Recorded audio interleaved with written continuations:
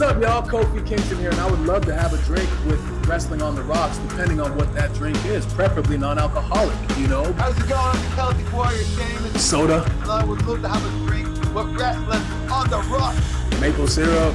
Fella. I would never have a drink with Wrestling on the Rocks.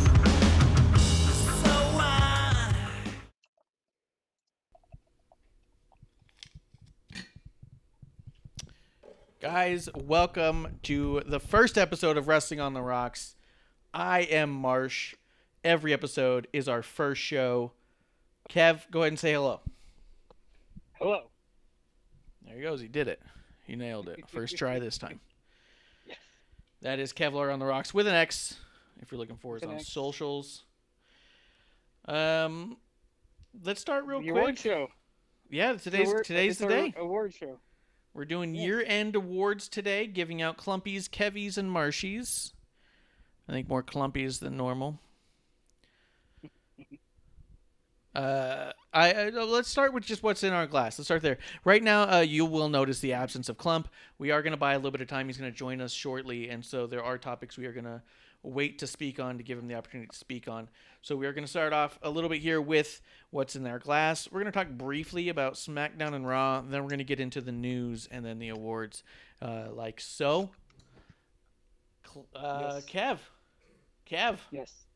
Hey, Yes. you there? I think so. Yeah. What's in your glass? There's gonna be a few things tonight. I got a sampler What? pack from. What? I just like that. A few things. There's gravy. Yeah. A little bit of dinner in there. Yeah. No, What do but you I got? got a sampler pack from Four Peaks, a Oh, very cool. Phoenix brewery. They came with 5 different beers. Has Kilt Lifter, Hop Knot, Golden Peach, Golden Lager, and Gilt Lifter. And of course, Scottish style ale because we love Drew McIntyre. That's correct. That is correct. And I might be taking a swig or two from good old Crown, my new flask. From the new flask. Is that a holiday flask? You get that for Christmas? Yes, I did. What does it say on it? I put a Wrestling on the Rock sticker. Oh, And even a better. WWE sticker. One of a kind. One of a kind. I am having Terramana, except this time I'm having Reposado. I don't know how you're supposed to say that stuff, but this is the gold version. So, having a little bit of that, I'm going to pour myself a glass. Kev, let's start real quick. What was your favorite thing on SmackDown? Smooth. That's a What's full that? glass. There's plenty of good reasons to drink this week. I'm going to throw it out there. There's a lot of good reasons to have a few drinks. That's why I went for the variety pack and the Crown. Yeah, the variety pack and Crown. Like, there's no way I'm getting through this show without 6 beers and a few shots. Yeah. That's a Gotta good warm point. the whistle for the awards show. Yeah, you want to be ready when you're ready to present. You got to be ready to present. Yes. Kev, so something interesting about this. This is the highest rated SmackDown since I believe their debut on Fox, which would be when The Rock was there with Becky and Baron and all that, October of last year. Wow. Kind of nuts, right? It was on Christmas Day or Christmas Eve? Christmas Day. It aired on Christmas Day. It opened up with Roman Reigns and Kevin Owens in a steel cage match. I think that's an amazing way to start off the show. They had a huge lead-in from the NFL, but it also looks like people stayed for about the first hour, and then after the first hour, they started to dwindle some, and I guess by the end of it, it was around 2.5, 2.5, 2.6 mil, which, again, we don't talk a lot about that as far as like knowing what all that means, other than it was a really healthy show of viewership, which is really cool. Yes. They got in their last hour what they typically strive for overall, so really cool. I think also if you're having a bunch of NFL fans tune in, what better sight than a steel cage right there and Kevin Owens and Roman Reigns beating the shit out of each other with Jey Uso getting involved. Like, yeah, I'll probably not turn off the TV yet. Even if I'm a casual viewer, I'd be like, oh, wrestling with a cage? these guys look like stars. Let's do this.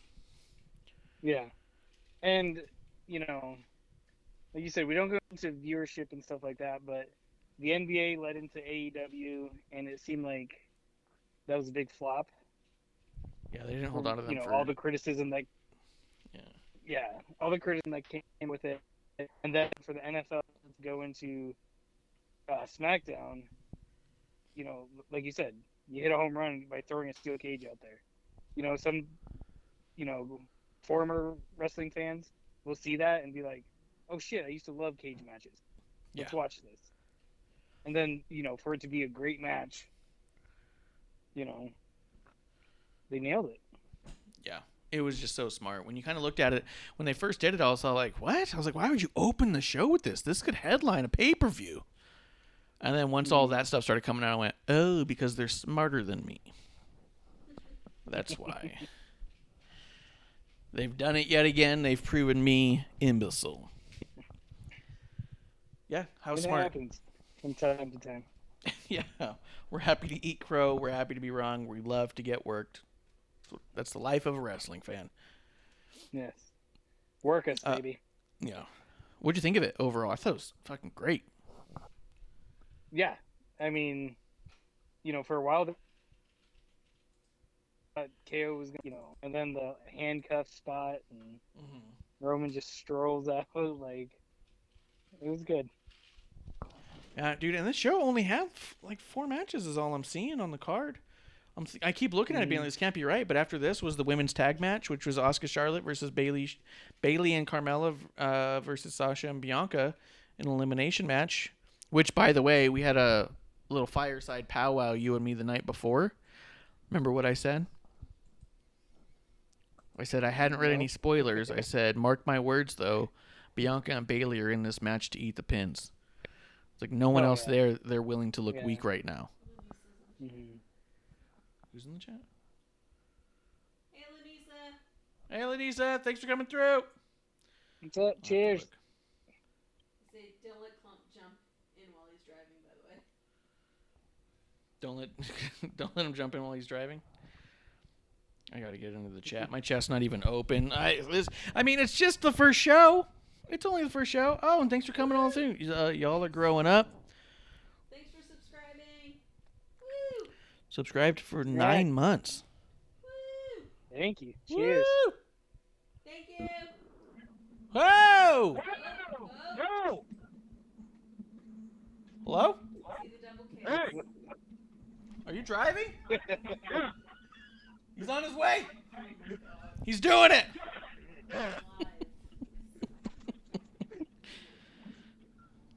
I'm gonna get so yelled at. Yeah, you can't stop me. You cannot stop the clump. What's going on, guys? How we doing? We were just talking a little bit about SmackDown. Did you get a chance to see any of it? Nope. Oh, God. I was watching Ben Sugar Gliders for the majority of the weekend, and still, Sugar gliders? like, yeah, Yeah, send me pictures. How far away are you from your house? about 15. 15? Okay, because you got a mean echo. Okay, I'll call you guys when I get there, okay? Here's the deal, though. For 15 minutes, we're going to talk about Raw and SmackDown. When you jump in, we're going to talk news, okay? You roll. Hurry up. All right. See you guys. See you. Gas it! It's one thing I know he'll do. I mean, that's just generally what I do. What, you mean the car, not like make the car smell like cars? Yeah, clumps on the gas. He's not gonna drive. Other any gas. faster. Oh, it smells already. Okay, see you guys, bye. Yeah. Guys, that is the reason and the only reason why we didn't start with the obvious news. I mean, obviously, rest in peace to Jon Huber, and we are going to talk about that. We wanted to talk a little bit more about that in depth, but we want Klump to be there. He wanted to be a part of it, so we are. That's the only reason why we haven't dove into that at all. So, no disrespect, but we wanted to make sure we covered everything we wanted to get, and then hit it in order. Let's see. I'm losing it over Clump. You sound like the weather guy from Family Guy. Yeah. They cut to him in the helicopter. Yeah. I know. He definitely sounded like he was on the outside of the car. You know? Luigi Driving says a saying sugar gliders, convertible. goats, doggos, rats, more. Saying he actually did it. And Klumpy is gas powered. That's 100% true. It's all true. Let's see. Kev. I said that Bailey and Bianca were there to eat the pins, and that is exactly what happened. Yes. What do you think of this match? I mean, I liked it. It was a good match. I definitely didn't like the outcome. Yeah. But the other thing was, I don't remember them saying it was an elimination match. They did. Like, I don't remember when, but they mentioned oh, it. did they? Oh.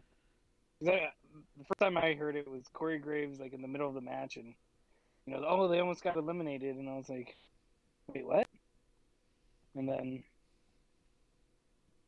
whatever. But other than that, it was a good match. Like I said.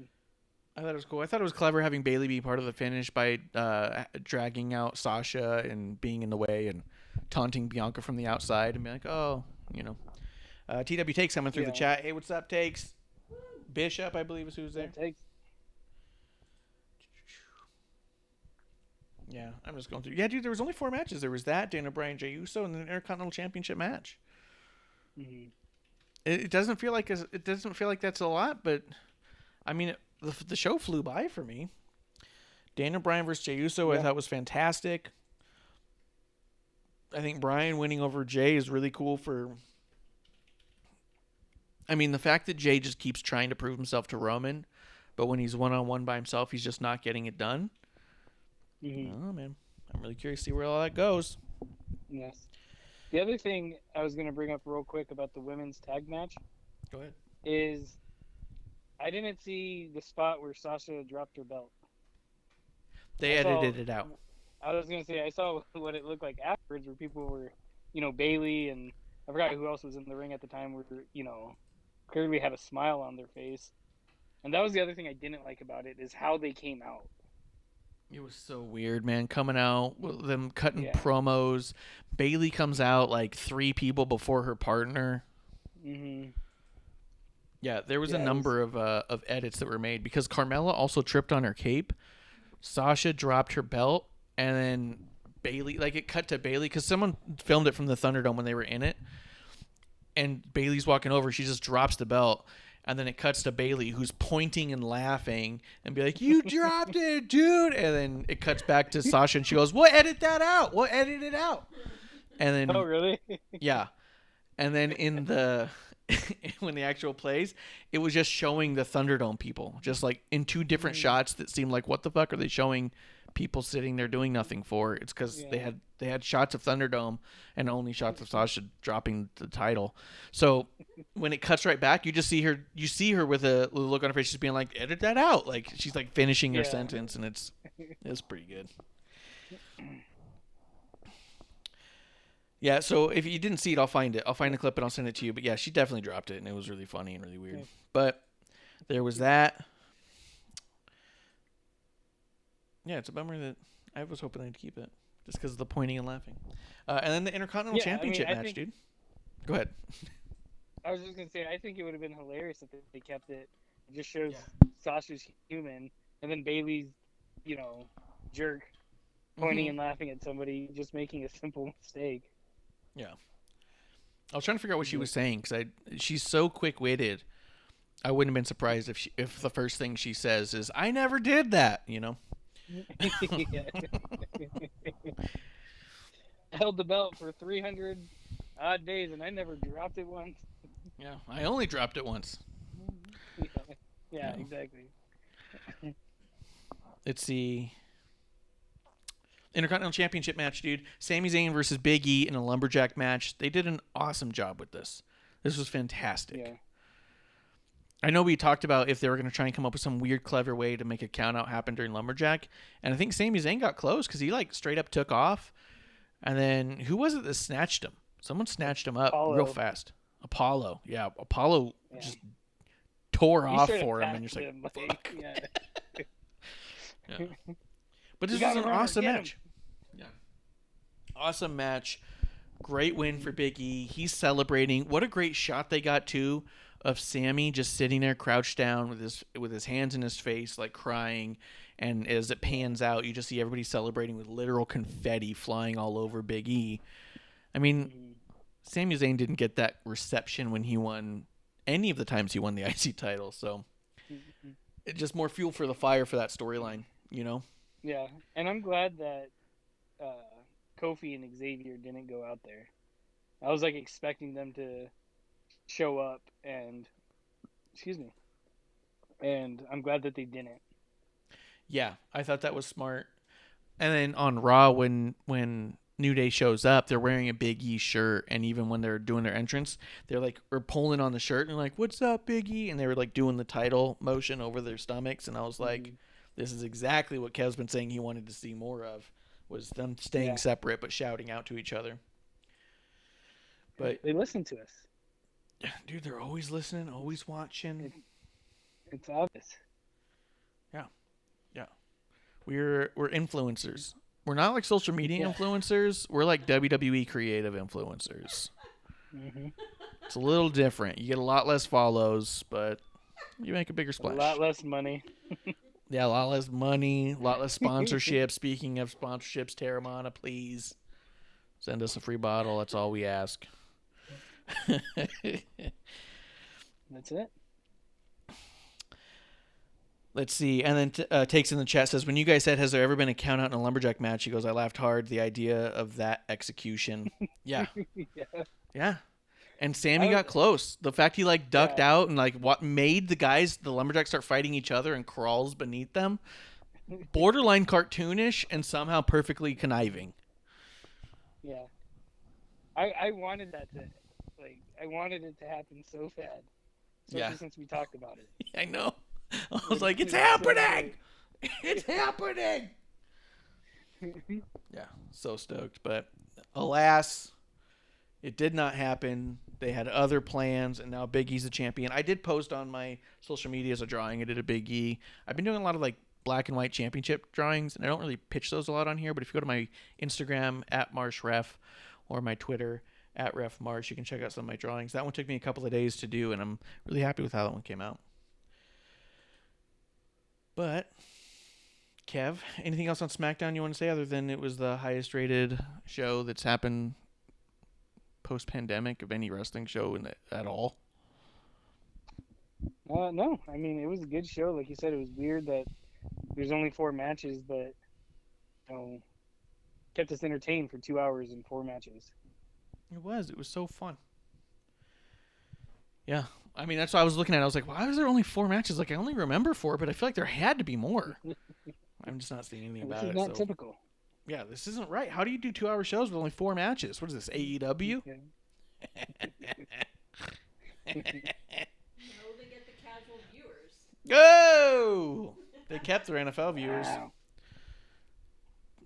Yeah, and then Jericho posted that shirtless picture and say, hey, @NBA. Oh, my God. Stop. He ended up deleting it. I didn't get a chance to read the comments. But, oh, my God, I bet you that was bad. I'm sure they were a hoot. I have a feeling the comments on there were, like, big time. Especially if, because he added NBA. Anyone who's just searching NBA was going to come across that. Well, no. He wasn't doing the National Basketball Association. His NBA stands for nothing but abs. Nothing but abs? Yeah. Well, dude, but it was the app.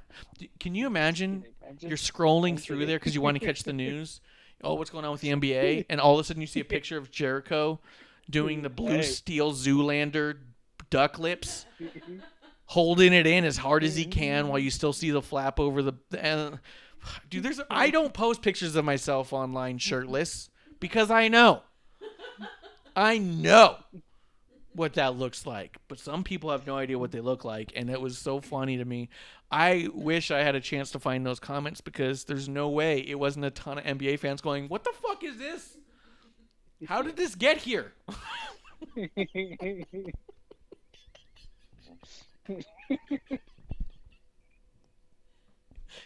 you imagine? I I love that you're laughing so hard at that because I know you're visualizing somebody's going, all right, Golden State lost. All right, Yeah, so, oh, what the fuck? What are you doing here? Like, it's 100% what happened. I love it. I love it. Because every now and again, I'll look up certain people or like a musician or something. What are they doing? Or I'll just scroll through at NXT to see what's going on there, what people are saying. I got to imagine there's somebody doing NBA, like you said. All right, Golden State. He's like, oh, God. Get out of here. Like that Road Warriors animal picture. Yeah, that was interesting choice of 8x10. Can you imagine when they put that in front of him? He's like with the pen, like, oh, come on, man. Yeah. This is the only one you had? You telling me? But then there's anyway, there's a small part of me that wants it anyways. I know. Just I know 'cause it's exactly which hilariously small part. And odd. I know the exact small part of you that wants that. My toe. I mean, that's all I had to say about SmackDown. I thought SmackDown was a really fun show, especially for a Christmas show. It's the kind of thing that if your family's watching NFL and then it ends, you can leave the TV on for a while and still enjoy it. And I think they did a great job with it, and it was highly entertaining.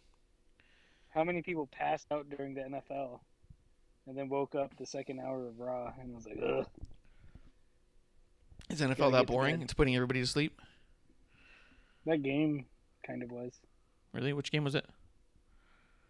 It was the Saints and... Oh, no, I'm thinking of a different game. Never mind. All right, well, on Raw, let's just talk about it. There wasn't a ton of stuff on Raw that I realized I was super excited about. So I'm part of the WWE Fan Council. I don't know how I was called upon, but I was, and I do my duties. You know what I mean? And they sent me a survey recently. Yeah, my duty. My Klumpy duty. They wanted to know my opinion about Raw and SmackDown and NXT and like my investment in it. And as I'm going through it, I was like, God, I really don't give a shit about Raw right now. Like it's Randy Fiend Alexa storyline, and that's kind of all I care about. There's other stuff that's not bad, like Keith Lee and Sheamus. That storyline between the two of them specifically isn't bad. Dana and Mandy as a team is I have hope for, but I don't know that that's going anywhere. AJ, same thing. Yeah. I'm not even that upset about Retribution overall, but there's still not a lot of progression there. Yeah, when I just looked at it, I was like, there's no storylines except for Fiend on Raw that I care if I miss. You know what I mean? Yeah. Well, and especially with what I was going to say was, especially with the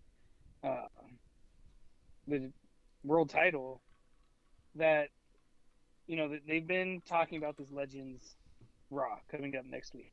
Mm-hmm. And then all of a sudden it was like, hey, your two tag partners that can't get along are going to fight each other for a chance for your belt. And I was like, wait, that makes no sense. Yeah. You know, and then we'll get into, I mean, I just want to just talk about it right now, but, you know, Keith Lee, you know, gets the win over Sheamus, and I'm not excited for that match. I'm not. I was more excited for Keith Lee versus Sheamus. Now let's talk about this. It did open up with a graphic for R.I.P. Jon Huber, and like I said, we're going to talk about that as soon as we're done with this when Klump gets on. And they did do that. Drew came out, started his promo with "It's Monday, you know what that means," and yeah, which were obviously the catchphrase of Luke Harper, as well as everyday tweet of Brody Lee on Twitter. So it was nice. There was a lot of little homages in there. A lot of discus lariats were aplenty. Mm-hmm.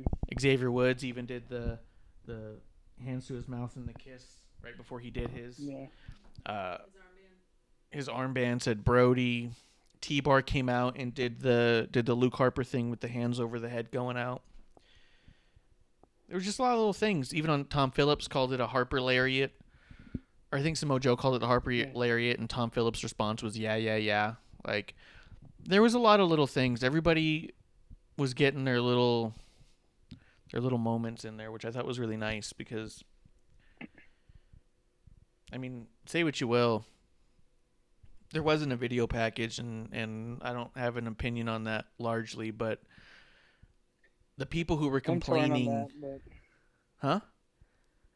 So I'm a little torn on that. Yeah, I mean, and the rumor is that they're going to have one, but I don't want to get too far into the woods on that one just yet. But at the end of the day, it's Vince's show. He has final say, and if we constantly talk about how scripted everyone is and how they have to do what Vince wants them to do, it's a little unfair on the flip side to say WWE didn't do anything, but the wrestlers did. Well, Yeah.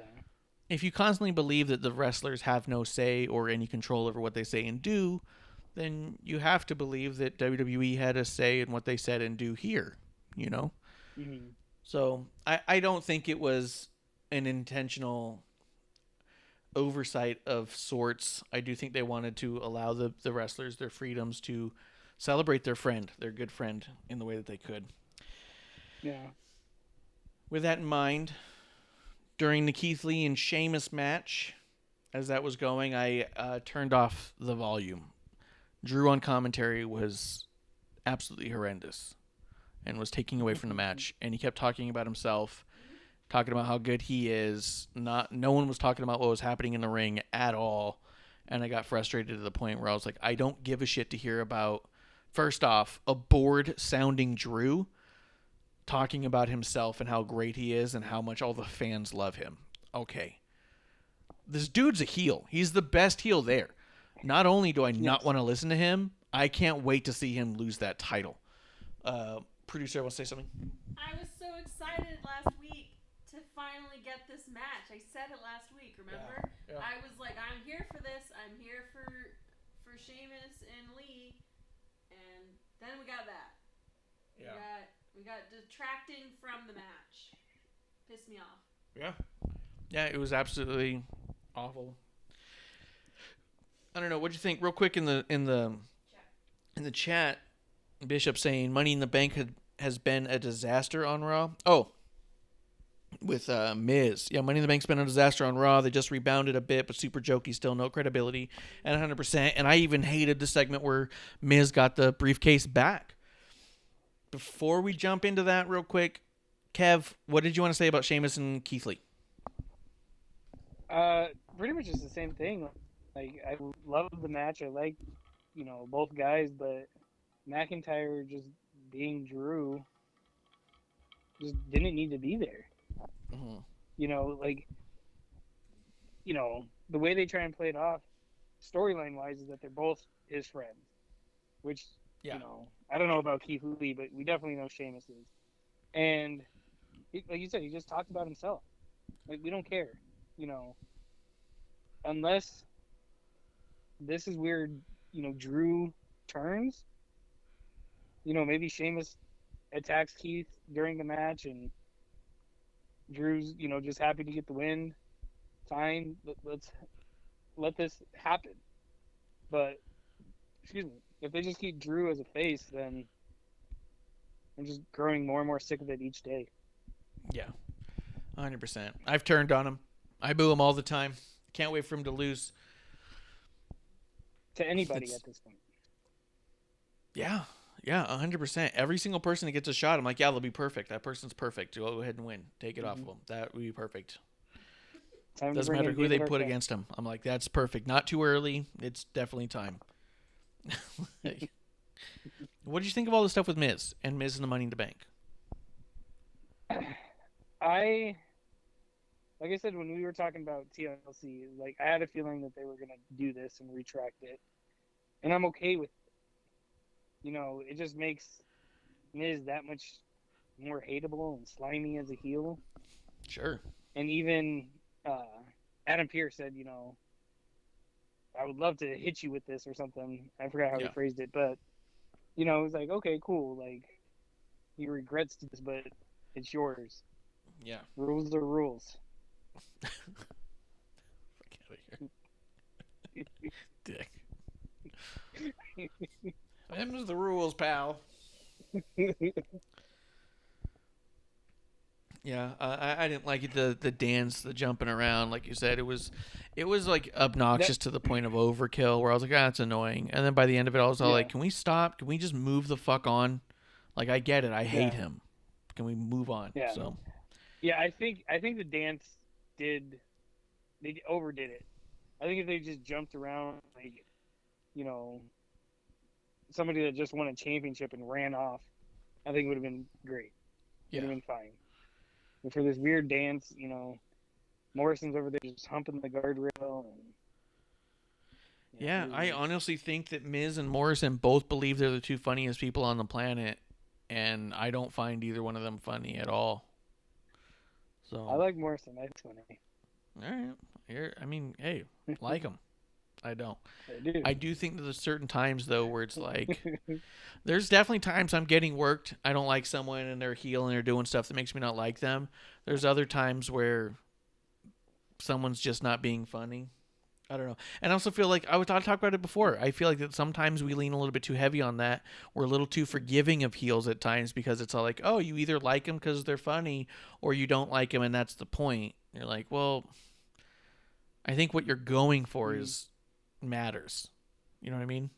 If you're honestly going for laughs, it matters if I think you're shitty anyways. If you're hoping no one finds it funny, then that's a whole other thing, and that's getting worked. You know what I mean? Yes. Perfect. Clump's made it. Clump's made it. He's leaking. Clump's got a slow leak. It's the Klump trumpet. Yeah. The Klumpet. Let's see. So I guess as far as Raw, as we wrap up Raw, you're gonna need to find a new keyboard immediately. Really?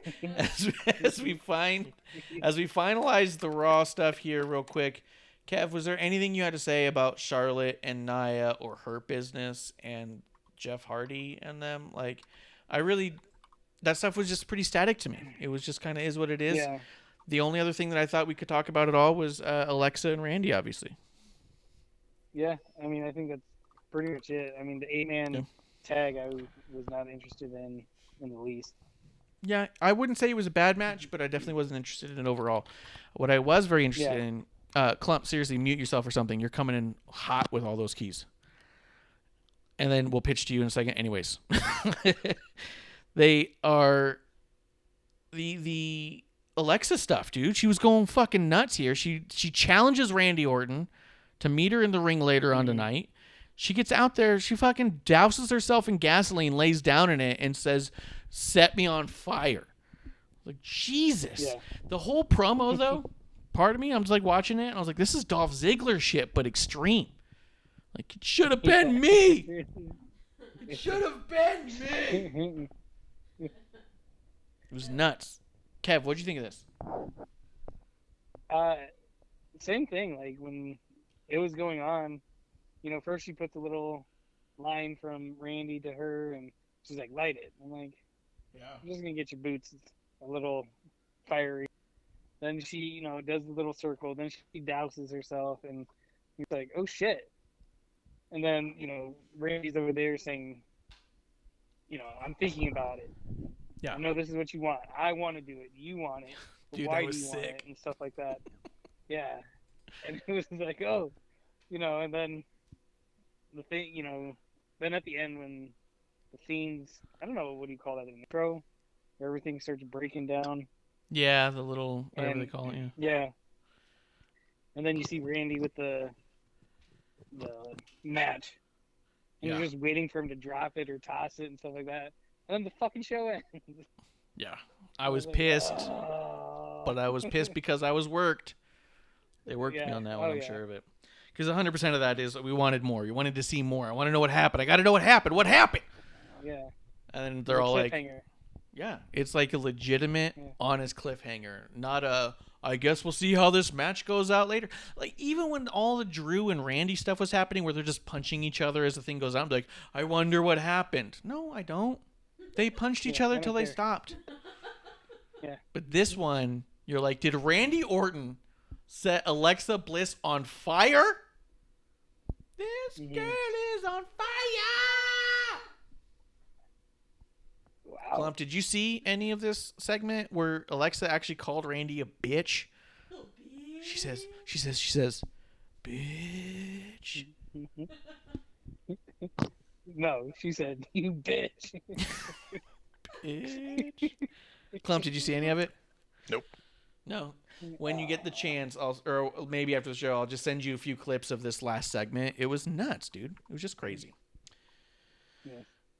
I don't have anything to say about that other than I can't wait for more of it. And Randy, Fiend, and Alexa is the best thing on Raw. TW. Yeah. Do you think? TW takes? You want to fucking hear about it? He said, imagine being in the Thunderdome and the feed cuts off. I was in the Thunderdome. I'm in the Thunderdome every Monday. And as he's holding the match, it goes all black for a second, and I could hear the producers in there going like, all right, there's a countdown, 3, 2, off the air. And then it just cuts to the like, thank you for coming to the Thunderdome. And I was like, fuck you guys. You out of your mind? Yeah, I was heated. Do you think That's they're gonna? Do you think they're gonna keep Alexa off of like all social media for at least a week? I think she was on today posting about Brody. So that's a good lead in. Really? I think for the most part, though, she's done a pretty good job of balancing the TV versus the social media. She keeps. So we'll see how that goes. Klump, I'm glad you're here. I'm glad you made it. I'm upset that this keyboard suddenly is not great. all of a sudden. Yeah, this is literally the same keyboard I've used for like a while, and you guys not had an issue, but now it's like an issue. I wonder if maybe you're just typing super hard all of a sudden. Maybe you're all hyped up and amped up. Maybe you did a lot of Mountain Dew, running in there, getting your adrenaline going, and you're just typing harder than you've typed in a long time. That could be. Nope. Nope. Not at all. It's the This is my same blood pressure. The adrenaline from rushing home to join us. Yeah. He's all sitting there with like one of those blood pressure pumps. He goes, nope, heart rate's the same as it was before. Turds.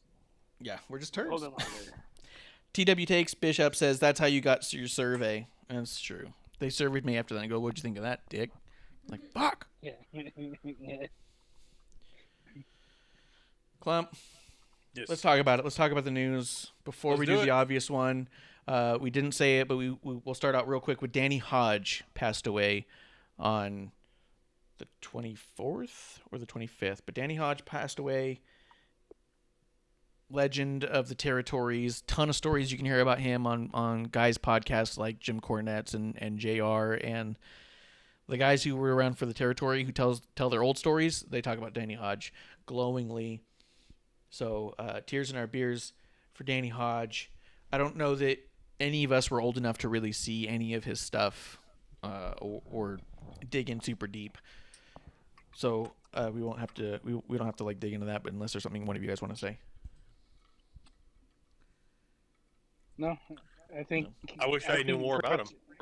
Yeah, Mm-hmm. I think pretty much you just nailed it. That he was a little before our time. And A little before our time, and Klump, whenever you have the time, I think that from what I've seen, I think you'd enjoy some of his older stuff. You don't need to look up everything, but I think his life story and what he did with wrestling is an interesting read in and of itself. So worth looking up. Right on. But the big news, the one that shook the wrestling world, I feel like to the core, was Jon Huber or Huber. I don't want to mispronounce it, but Brody Huber. Lee Huber. Jon Huber passed away, known to us as Brody Lee and Luke Harper, respectively, through AEW and WWE. That was a big blow out of nowhere. I mean, apparently not just us, but I think all fans were absolutely rattled and startled by this because we had no idea. We just know he'd lost the TNT title and been off TV for a bit. And it seemed like a lot of people weren't ready for that. I mean, I don't know how anybody would be, but a lot of people seemed blindsided as well. Well, and I think you saw and learned a lot about what role, we learned a lot about the role that people that we may not see in. It doesn't matter the spot that somebody plays on TV. When they're in this industry, they can have a huge impact on those around them. Yeah. And, that was my big takeaways. We saw people in so many different promotions and places and areas that you're like, oh, you guys had a connection, talking about how Yeah. important he was and what he did. We heard all these stories about other people in the Dark Order, which was the last thing he did in AEW, that were saying how important he was to them, how he would connect with people, how he would try and coach and help people out. We heard stories of from Bray and Braun, about what a person he was, and that's amazing. Yeah. Yeah, I was we were as the day was going on, me and the producer were just finding different comments that everyone was making and reading them out loud to each other. And yeah, when the Bray one came out, I was like, Bray, just hit us with a long one. I was like, I'll read it, and I couldn't even get through it. It was tough. It hit close to home. I've lost really close person to me this past year, just a couple months ago, and it felt a little too real. I mean, I guess it's not going to otherwise, but I couldn't even get through it. I just couldn't. I was like, you're gonna have to read this one on your own. I was like, I'm not able to get this one. But it was incredible to see the amount, like you said, of stories, of outreach, of the photos, and it's just been nonstop. I mean, this happened days ago, and it's still the majority of my feed. There's drawings, photos, stories. People finally saying, I've been waiting to figure out the right way to say this, and there just isn't a right way to say this, so here we go. Yeah. Kev, what did you think?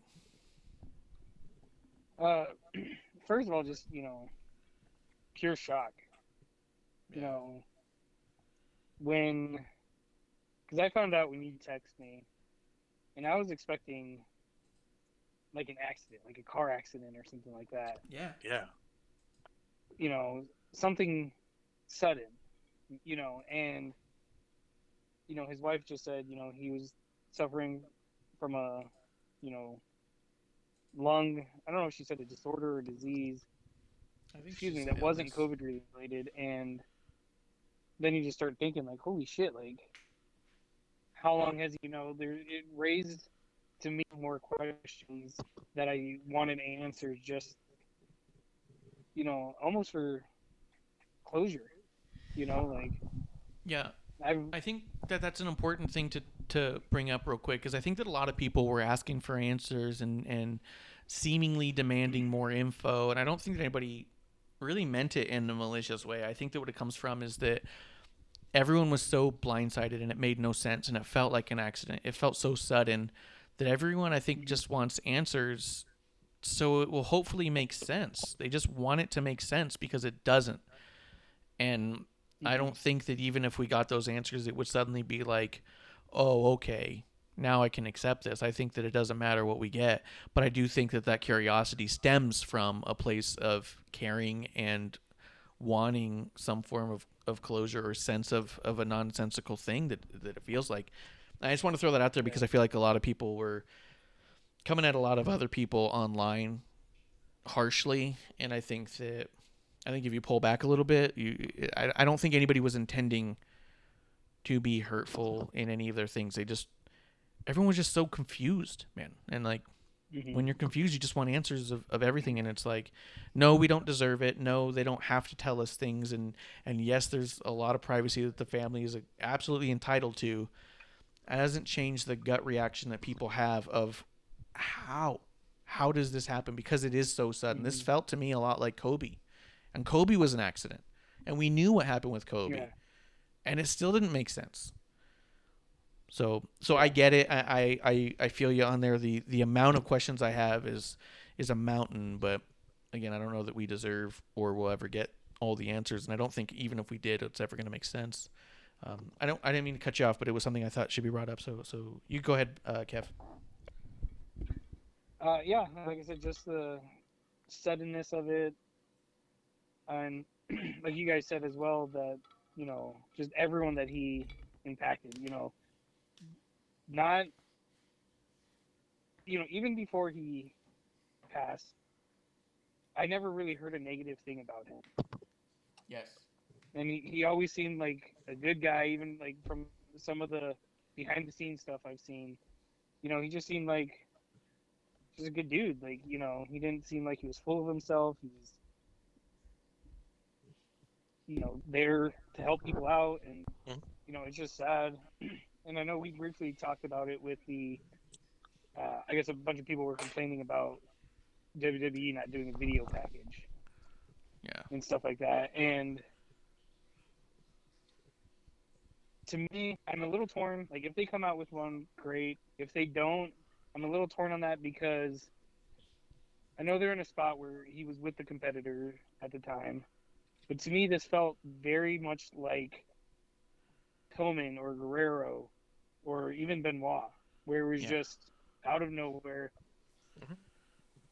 Everyone's come to terms with it. If they had a 10, a 10 bell salute or whatever they call it. Yeah. I guarantee you, like, there'd be actual, tears flowing in a lot of them. Yeah. And I don't know. Sorry. I was just gonna finish up by saying, I think it was great that everyone got to show their little tributes and do, like you said, there was a bunch of discus clotheslines, a couple of other different spots and stuff like that. And, I think this one hit the locker room. Unlike when a legend passes or something like that, we're like, yeah, we knew him, but he wasn't truly one of us. Because even when Pat Patterson died, yes, he influenced everyone and he was always there, but, I don't want to say it was expected, but he had a life, a full life. Yeah. Luke Harper or Brody Lee, it's, like I said, it feels like an accident, just cut short, and, there should have been so much more there that obviously that wasn't going to happen. Yeah, and he definitely felt probably more like a peer than Pat. Pat probably came off a lot more like a mentor, someone you looked up to as like the old and wise. So when they do pass, it's incredibly sad, but feels different than when it's like, hey, that guy was my brother. That guy was always here. Yeah. Like, what are you talking about? Klump, We go didn't ahead. work with them. Yeah. What I was gonna say, and to go off Kevin's point, I do commend them for acknowledging it in some capacity, because unfortunately there have long been examples of them not, and this is every promotion. I think now we're in a spot where if we want to be different, we can try and acknowledge each other's performers, and I think that's an important place to be. Yeah, they were. I liked that. Like, Stephanie McMahon was, I think, the first WWE. I don't know exact, at least, that did a hashtag RIP Brody Lee and was acknowledging the Brody Lee hashtag, and AEW and WWE were retweeting each other's stuff, and I thought that was, I mean, the least that you can do, right? Yeah. I think what I was going to say is I think exactly that is to do that, because it's weird when, Brian Pillman passes and WWE does something, but we don't hear about it in WCW or ECW, which they really didn't. They did. And we can break that and do better. I kind of reemphasize in this. The sting is, this is somebody we all worked with, and you hear that sentiment in everyone's voice. Is like, this may not have been a world champion. This may not have been Bruno Sammartino. This may not have been a Pat Patterson. But this is somebody who did protect the safety of performers who are still active. And that's what it comes down to. And maybe this can be a new way of how we approach these tragedies for everyone. It doesn't matter if somebody held the title. It doesn't matter if somebody was the biggest person there. If your roster worked with this person and they're part of it, maybe we can acknowledge those moments. Yeah. Maybe they that's allowed Go ahead. Good. They allowed maybe... Xavier Woods a few minutes on Raw Talk as well, just to talk about him, called him Brody Lee and everything. Like, it was nice to hear them acknowledge both sides of that. I mean, I understand that there's like a stupid political concept of some of this stuff too. I mean, Brody was currently doing a mockery of McMahon as his gimmick. He was Mr. Brody Lee, but I think that this shows that even if just a little bit, that they're not gonna just ignore it because of something like that. And like you said, they didn't do a video package this week. There are rumors right now that they were working on one on Monday before Raw started and interviewed people. So who knows what we'll get. They immediately put up a whole collection of his stuff on the network. So anybody who wanted to go find matches of his could find them right away.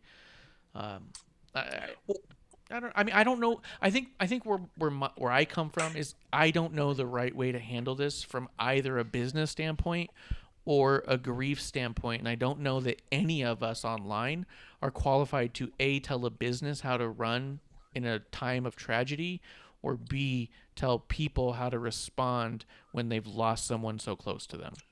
I feel like it's also unfair to be dismissive or negative toward the response WWE had. And this isn't us. We've been good, but it was upsetting this morning.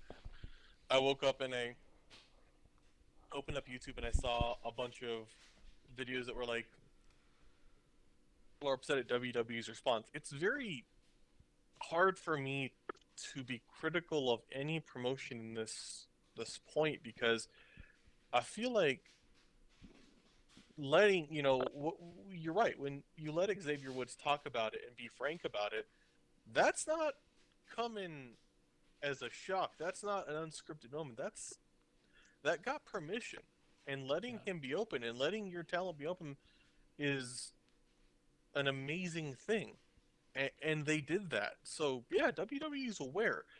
I would almost, I think it's unfair to be negative in this moment. And I think no matter what the response is, it's awesome.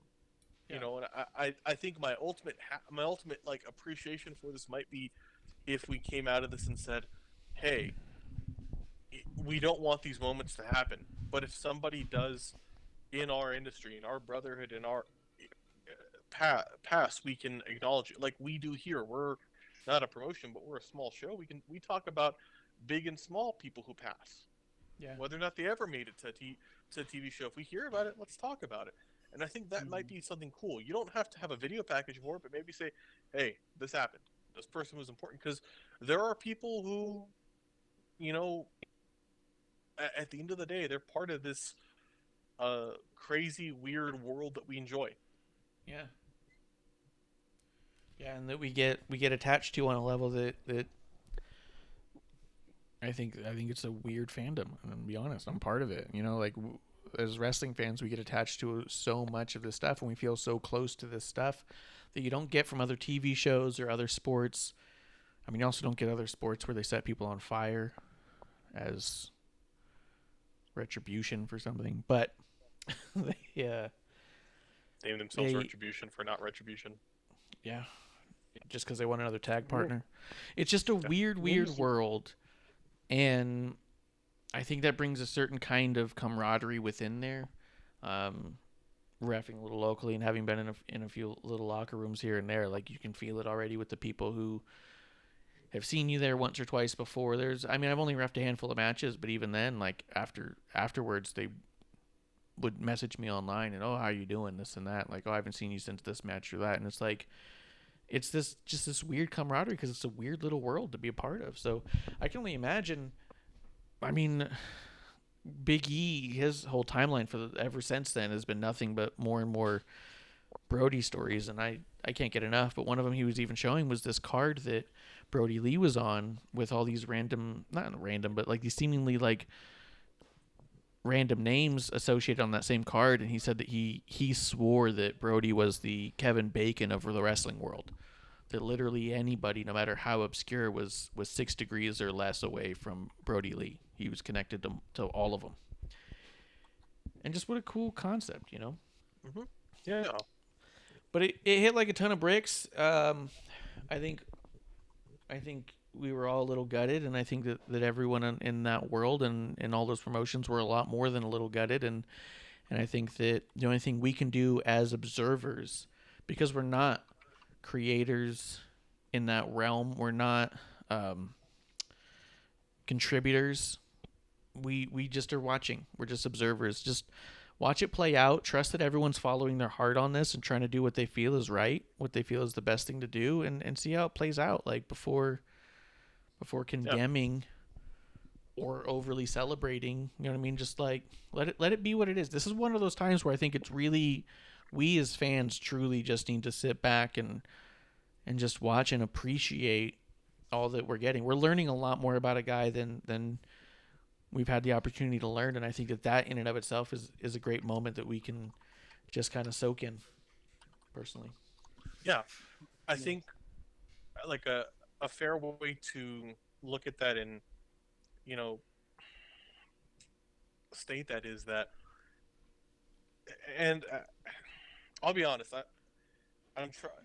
This is the only thing I'll say about kind of feeling a bit bitter about how people took it negatively regarding promotions.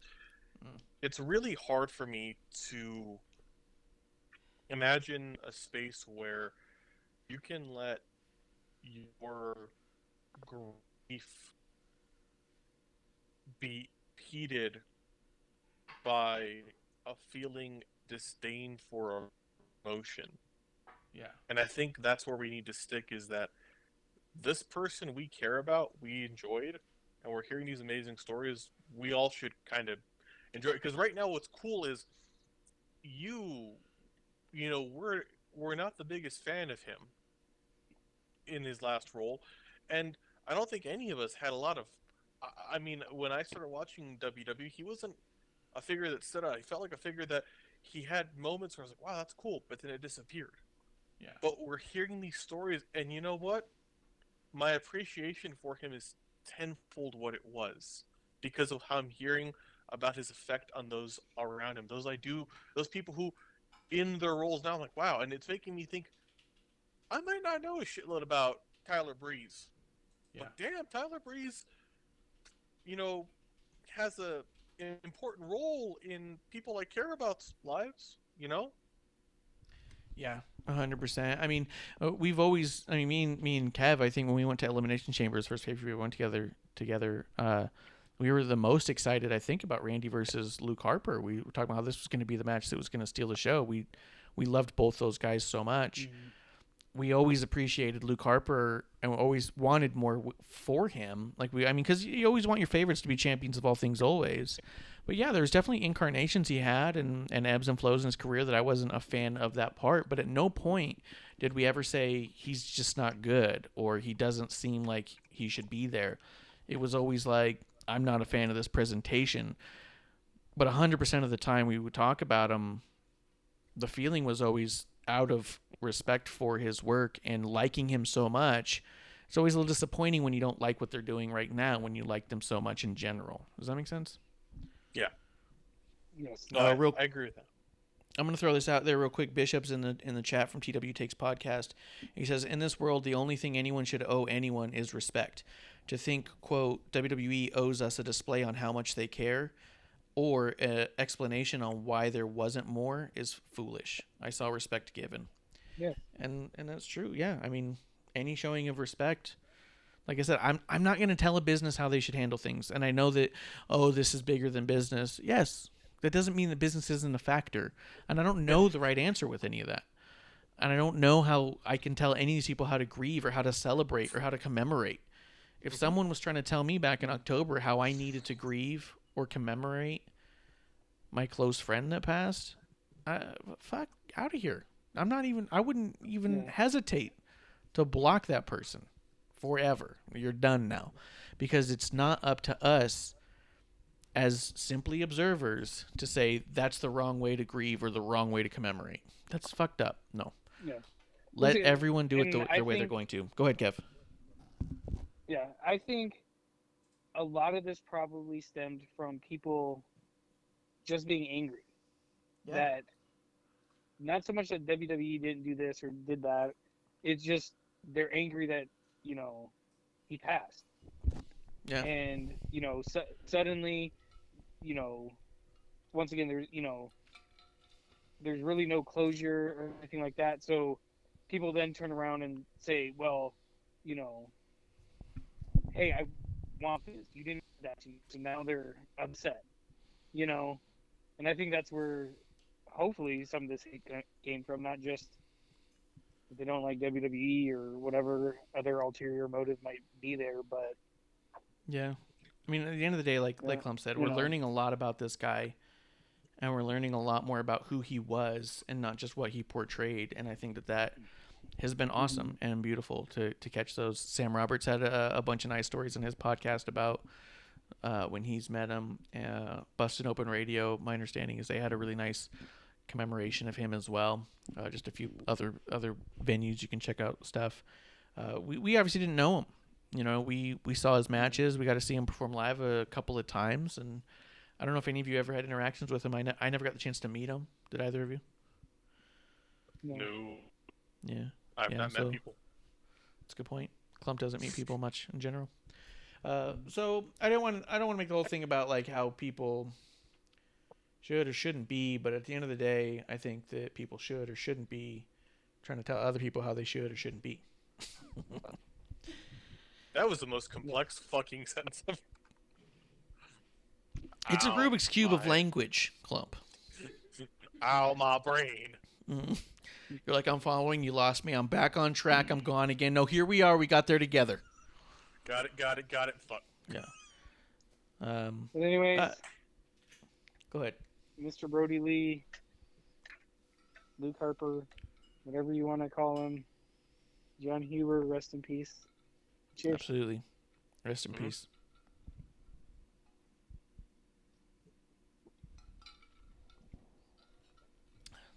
But I am excited about any more information we get about him as a person. So I'm going to keep refreshing my feed and watching every video that comes along. Guys, I think with that, if you're ready, we can get into our Boozy Awards. We'll be giving out Klumpy's, Marshy's, and Kevvy's. How do you guys feel about that? Just sounds like something a very, very white woman would call her husband. That's why I came up with it. That's how I came up with it. Sierra, does she call you Kevvy? And if she does, that's upset. No. Good. God damn. I'm just kidding. No, it's terrible. It's a total terrible idea. Don't ever say that in front of Aaron. If I hear that, I'll slap you, Kevin. No, it's how I came up with it. I used it all the time. When I went over there to sit by the fire, I was like, Kevvy, bring me the ice cubes. That's how we talk in real life.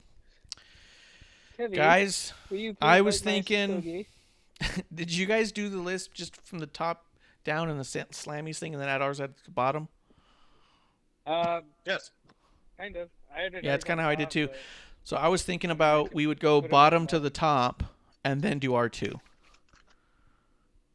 Okay. Does that sound all right? Guys, let's start off. Let's do it. I'll tell you right now, we're going to start off with Referee of the Year. As Marsh Ref, I will be the first one to give out the Marshy Award for Referee of the Year. There was a Ref of the Year category in the Slammies? Yes. Uh-oh. Didn't you read the article I gave you? I sent you the article, dude. How many do you even have there? You've got like, what, 6 or something? Yeah, pretty much. All right, well then while I'm talking, you better think one up. Think one up. All right, Referee of the Year, as awarded, a Marshy to the obvious choice for anyone who's been watching in the year of 2020, Bayley. Bayley is Referee of the Year if it were not for her stepping in as a role model at Extreme Rules and awarding the match to Sasha Banks. I mean, pandemonium would have broken loose. She stepped up and she stepped in to the role of referee. She wins the Marshy for Referee of the Year. Kev, who wins your Kevvy of Referee of the Year? Although Lunisa in the chat voted for me. So without this, none of it would be fine. Yeah. I just went obvious. I'm pretty sure it's the same one the Slaney's picked, Charles Robinson. Yeah, he won his first Slaney. Yeah, you can't go wrong with Little Mage. You can't. I thought he did a fantastic job. In the chat real quick while we buy Klump a little bit more time. Let's see, vote for me. Make sure to get your Klumpios. They're good for your farts. That's all good points. And TW Take says, Kevvy looks like how ref started. Marsh looks like how ref's going. Oh, that's funny as a thing. Yeah. Well, Yeah. Kev is dressed in his formal attire, which is classic referee. So, yeah, how things started, how's it going? And then Klump in the middle. Klump? No. In this Klump sandwich, who's your referee of the year? Referee of the year has to go to Charles R. Robinson. Yeah. And it's not to follow Kev's footsteps. Yeah. In part, yes, it is. But for the greatest match greatest wrestling match of all time. Mm-hmm. Yeah. That Greatest match. wrestling match ever had Charles Robinson, and I think that was for a reason. Yeah. I think honorable mentions would be like Jessica Carr. I think she's done an amazing job stepping up and being part of some big matches this year. Aja Smith, fantastic job working. Through the pandemic, all these people, Eddie. Eddie couldn't handle things in Extreme Rules, so Bailey had to step in. That's why he wasn't on my list, because he couldn't handle the mist. So They have a guy named Rod Spider Zapata. all right, I support that one. he messes up a lot, but let's go on to the next category. Don't. But his name's Spider. I know, but every time someone's all like, "What the fuck is that ref doing?" It's always him, dude. Every time. Fucking Spider. I know. That's what I scream at my house so much, man. But the guy seems cool as hell. He does seem like a really dope guy. Kev. Oh, and then TW Take says Aja Smith, such an athlete as a ref, 100%. Not to take away from them at all, but if it's the first referee to ever get a slam, he's going to be someone. I can't knock someone for picking Charles Robinson. But obviously Bailey's the sleeper there. So double cross of the year. I'm gonna go ahead and start with a Kevvy. Kev, who'd you have for double cross of the year? I went with Orton crossing on Edge. Holy shit, dude. That's insane. Only reason I didn't go first is because I was all like, no one's gonna think of this one. Because the one that got the slammy for double cross of the year, where is it? I believe it was Bailey and Sasha. It was Bailey betraying over Sasha, and I thought that was an obvious choice too. I'm not against that as a turn, but Orton and Edge didn't have a lot going. They seemed like they were going to partner up even, and then the whole thing was about celebrating Edge's return. And I'll give you, it was a slow move.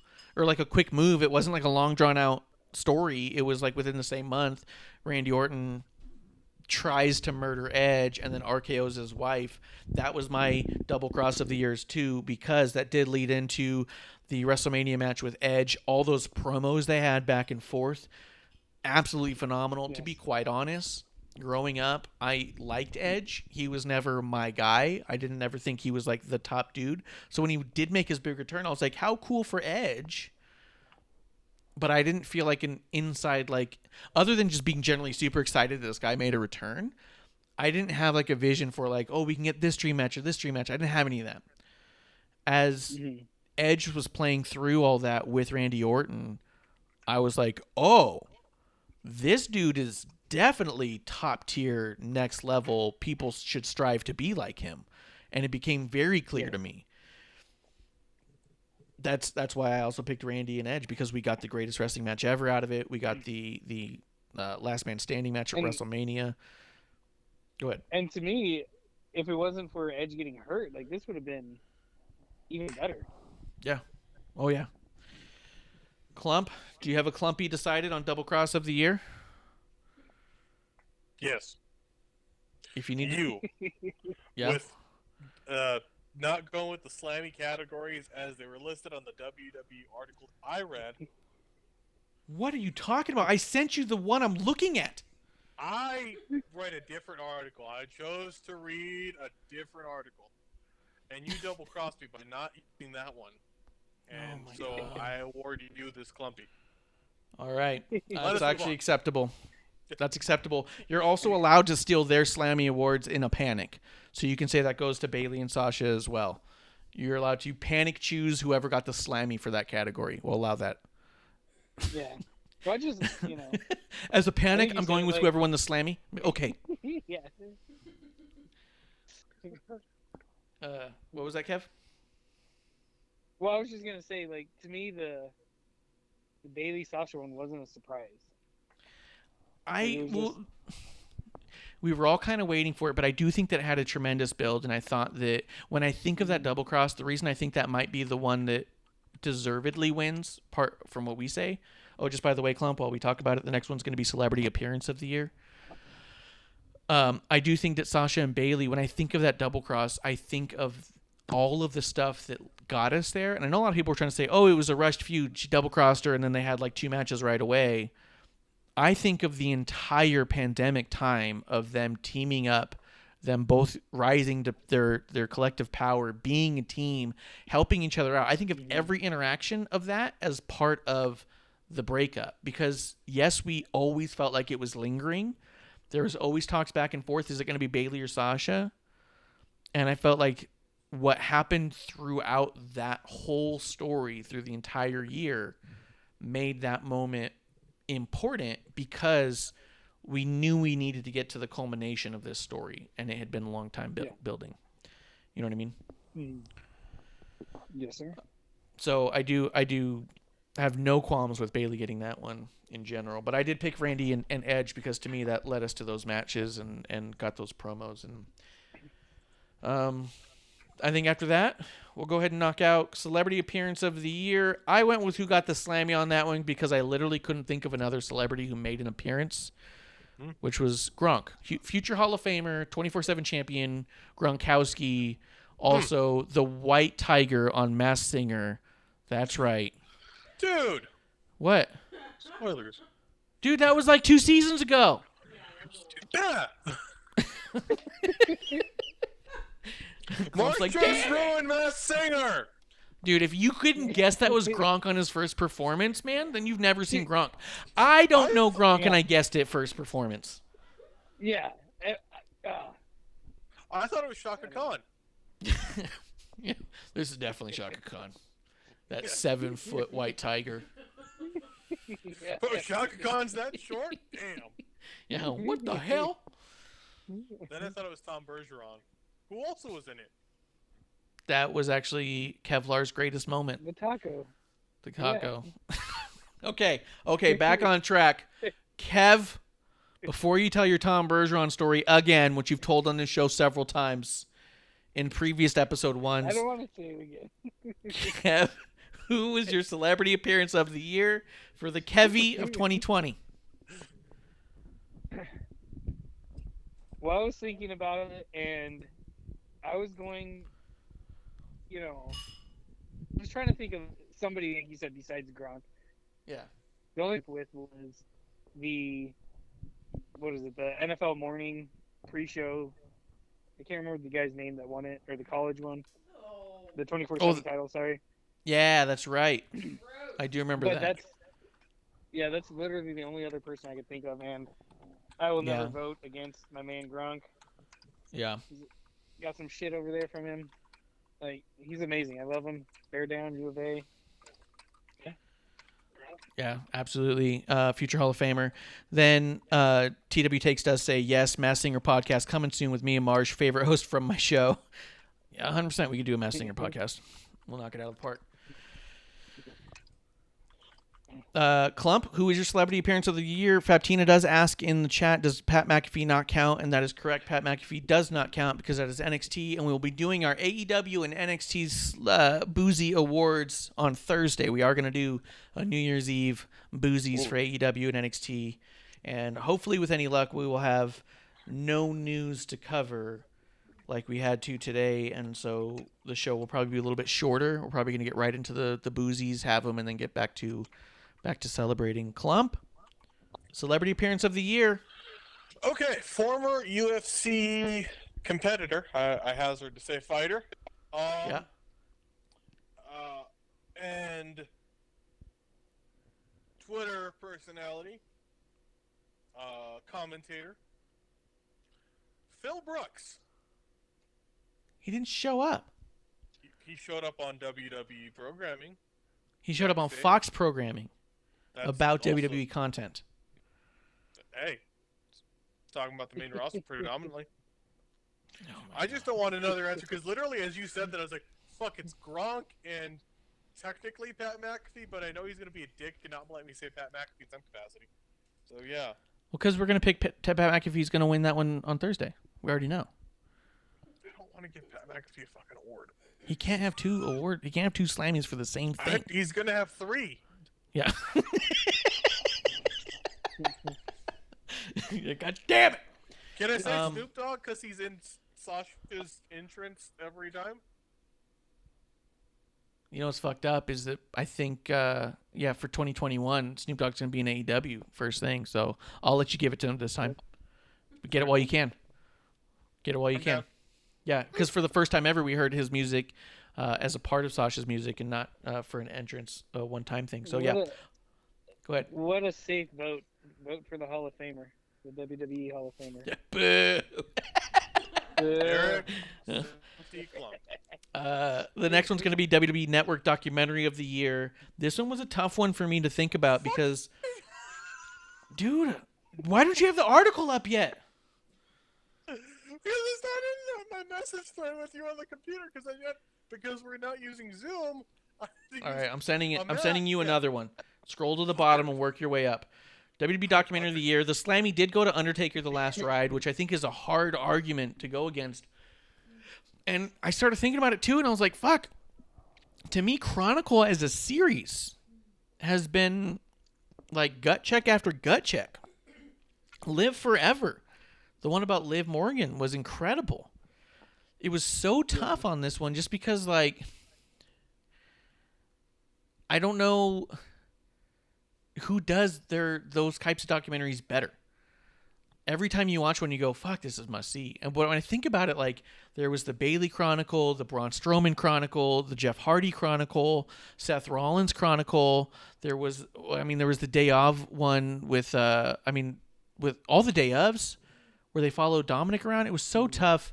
Kev, I'm going to let you start. Who did you pick for Documentary of the Year? Storytime. Storytime? I'm just kidding. So I picked Last Ride. I just went with the safe bet.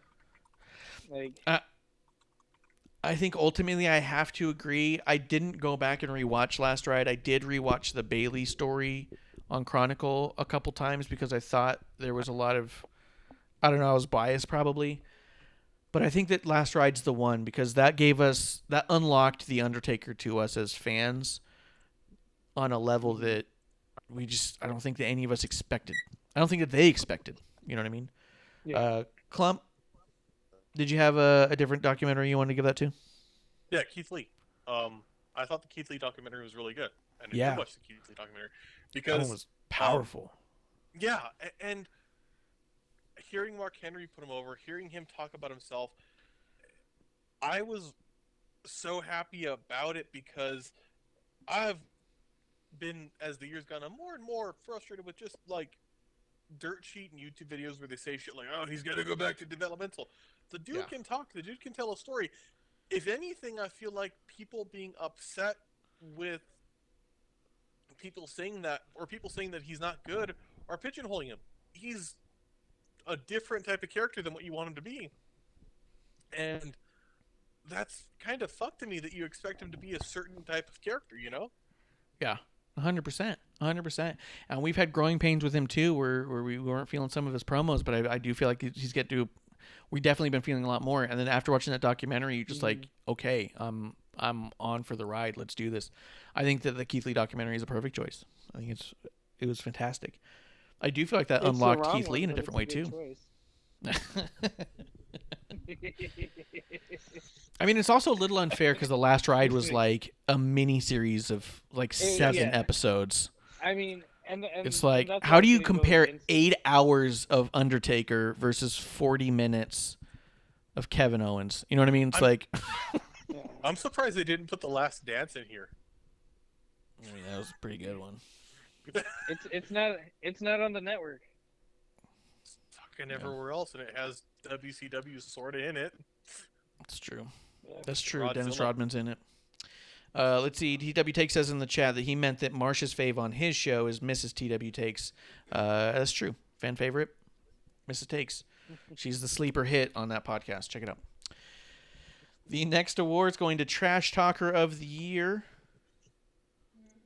Trash Talker Did of you the do Year. a male and a female one?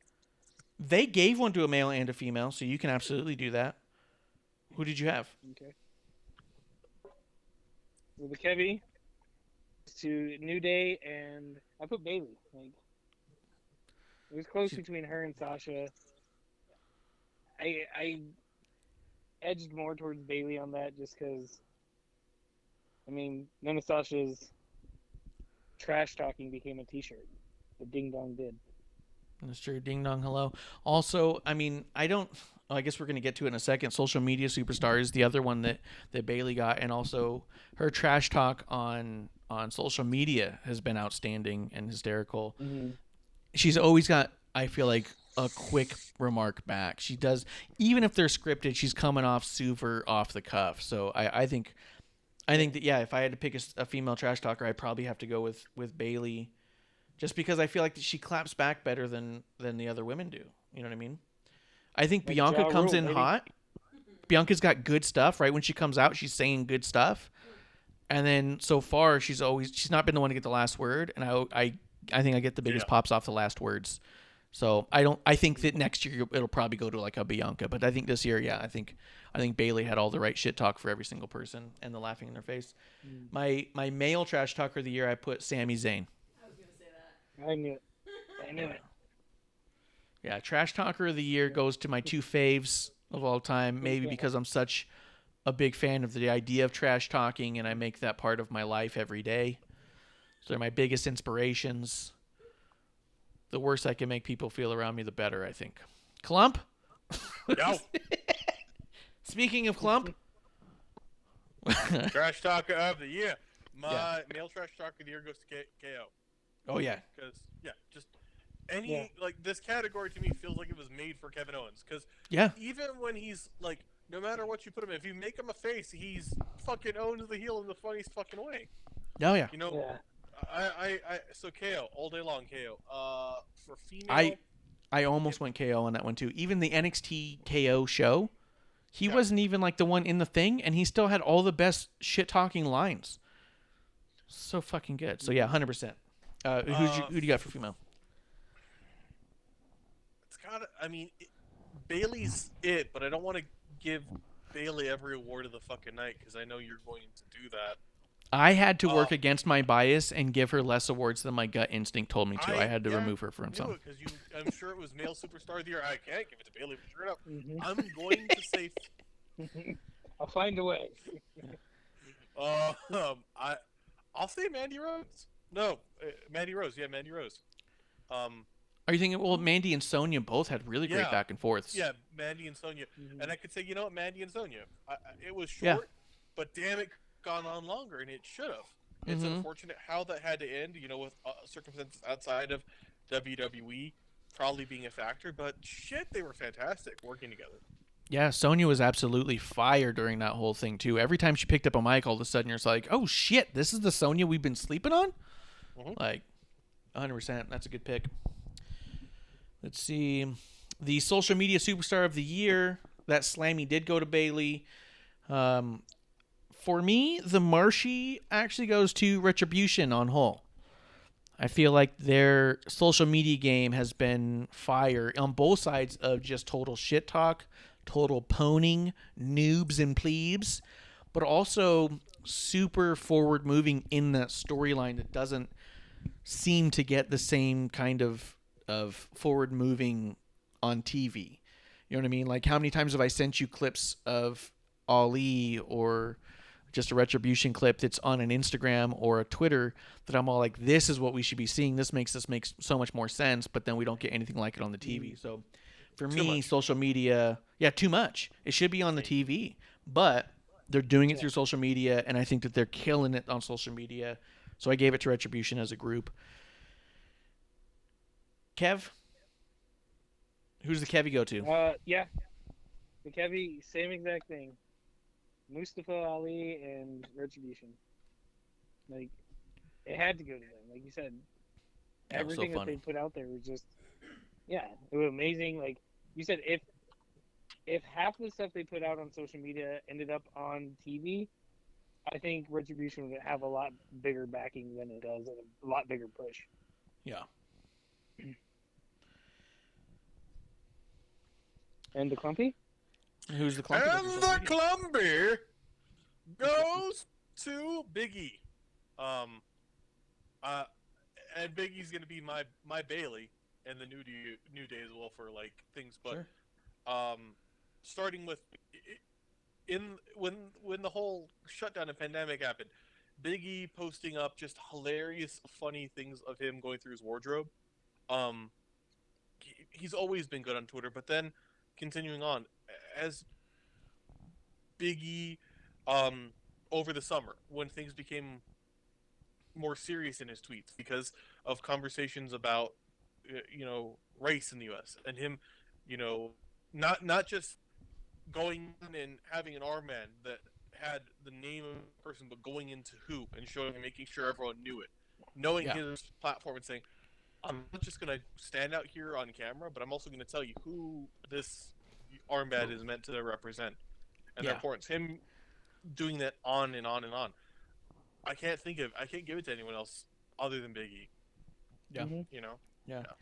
He definitely utilized it very well in that regard as well, and always has. And even now, as much as when he's not as active on social media until he has something to be active about. He's not just daily doing stuff for the sake of it. When he has something to say, he goes on there and he says it, and he always says it the right way.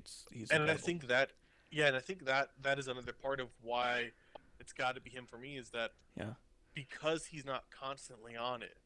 Yeah. That adds such an impact to what he's saying.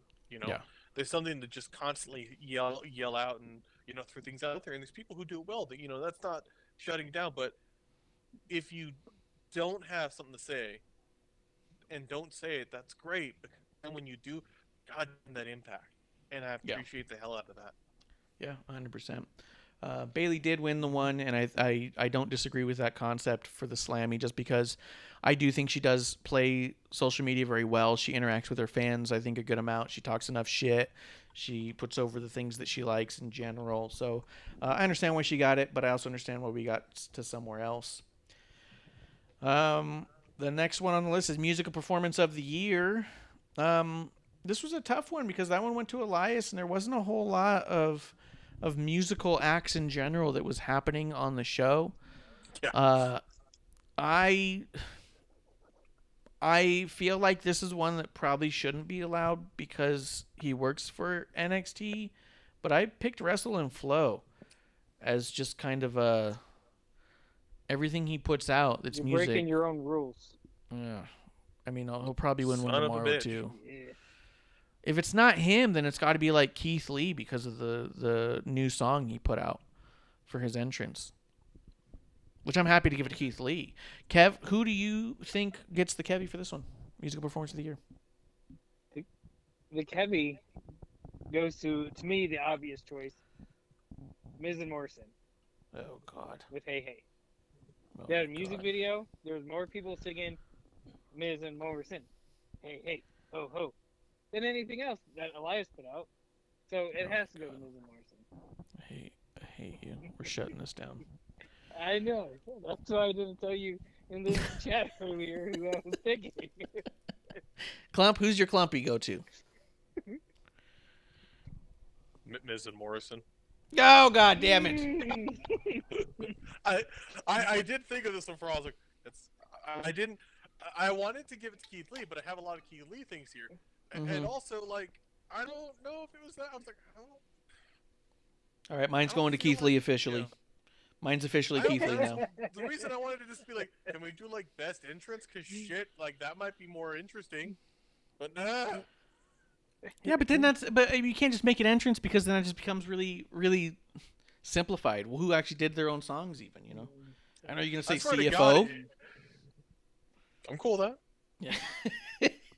What's gonna happen Thursday? I'm gonna go with. It's gotta go with Chris Jericho. Ugh. Yeah, right. Oh, my God. There's got Can to we be have a someone else story- there. Can we I have a was story thinking- for like best burned on Twitter and go Chris Jericho? Did Ricky Starks ever sing something or rap something?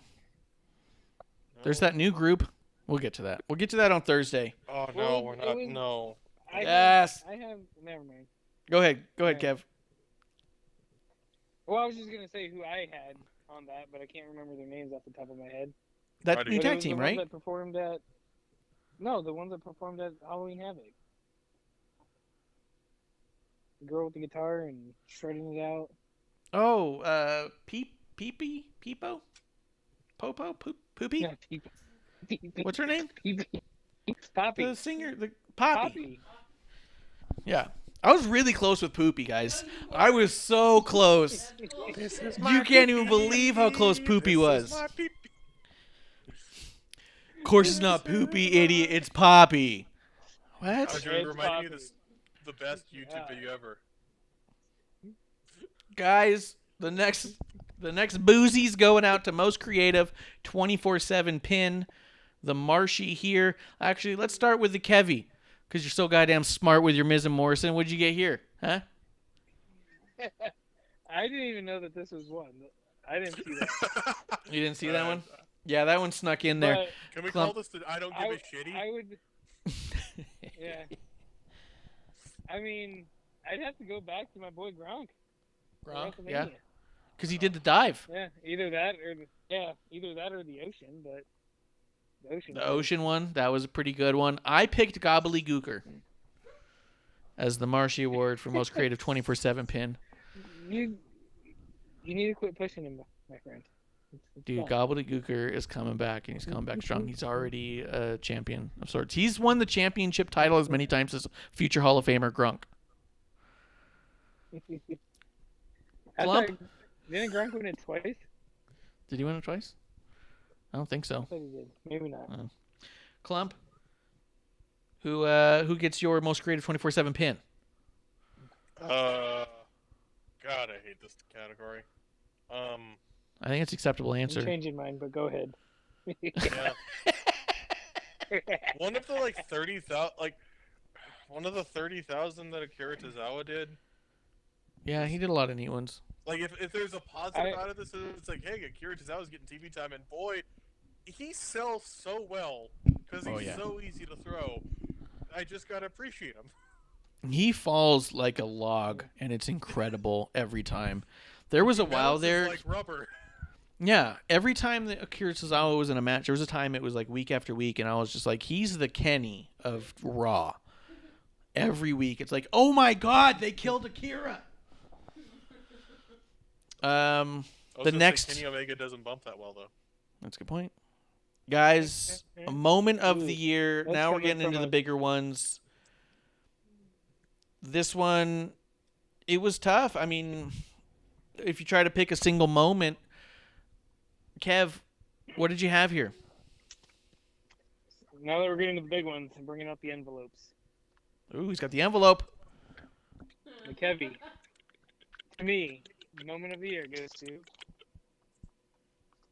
Becky Lynch announcing she's pregnant. Yeah, that was a huge moment, dude, and that changed the course of a lot of things. I mean, On Sam Roberts' podcast, he did an interview with Wade Keller, and they brought up a good point. And I don't want to pretend it was my thought because I hadn't even realized it till he brought it up. But in the WrestleMania main event from the previous WrestleMania, you had Becky Lynch, Charlotte Flair, Ronda Rousey, almost all of whom were absent after April. Up until just recently when Charlotte barely came back. They've all been gone for the majority of this pandemic and this year. It's kind of crazy when you think that there's that level of star power just missing with the women's division. It all started there with Becky, didn't start there with Becky, but Ronda didn't come back after Mania, and then Becky had her pregnancy, and it left this huge, huge shift in the women's division. So yeah, that was a big moment. I think that was a huge moment. Kev or Clump? For me, moment of the year. You threw out that one, so I'm gonna throw out Undertaker's retirement, specifically seeing them, the broken, BSK, and then also, as much as I initially thought it was hokey, the Paul Bearer tribute. Yeah. I never, I don't think any of us anticipated Undertaker lasting forever. Nobody in this business lasts forever. But to see it actually happen, I mean, that had me in tears. That Yeah. was a truly special moment. So that has to be my moment of the year, is Undertaker's farewell to the universe. Yeah, 100%. I think that, to me, what also ties into that moment is the 30 Days of Taker we got before that, the documentary of the Mortician about Paul Bear, the Last Ride documentary series, the 2 Broken Skull sessions. Like, to me, all of that is kind of tied up into one. Even the Brothers of Destruction documentary, where he sits down with Glenn Jacobs and they just talk shop. I think all of that kind of ties into that moment as well. So it's like we were getting all this Undertaker intake of just revisiting his whole career over and over again, and seeing it from different lights, and just getting a different level of respect and appreciation than you thought you could even have for the guy to begin with. You're like, I thought I already maxed out there, but you didn't. Mm-hmm. And then to go and see that moment, it is what it is in the arena that we got. And yeah, it was just, it was big. It was powerful. I think that was a tremendous moment as well. That was my initial gut too, but I think for me, one of the moments that we're going to see replays of for a very, very long time happened this year, and it doesn't feel like it did, but Edge returning at the Royal Rumble was a huge, huge moment. I think I had picked Undertaker, but I'm going to say Edge for this one just for the sake of diversifying it.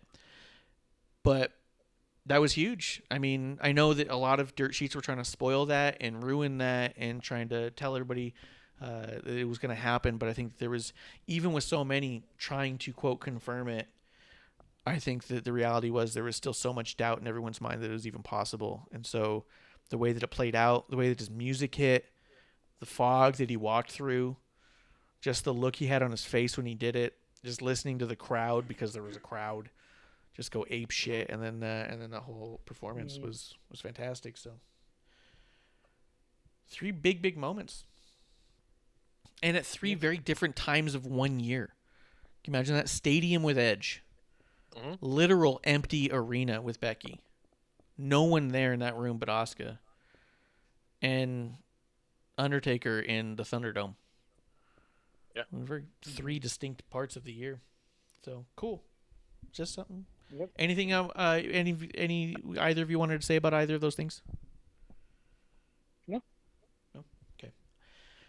I know I just had a little bit of a monologue. I didn't want to not give you guys the floor if you need it. After that, we had Male Superstar of the Year. Klump. Who's the Klumpy go to? Male Superstar of the Year for me, it's got to go to Roman Reigns. And it's because of, it's not that he became a heel. It's that in becoming a heel, we really got to see what was sold to us. And I'll be the first to say, I was not a fan of Reigns as the face of the company for so long, because while he was good, it just didn't feel like it.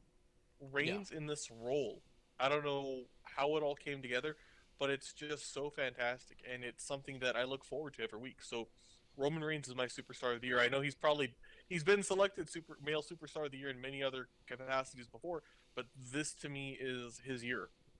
Yeah, 100%. I think that's I think it's fair because I agreed entirely. I think that this was a different Roman Reigns. This is who I picked for Male Superstar of the Year.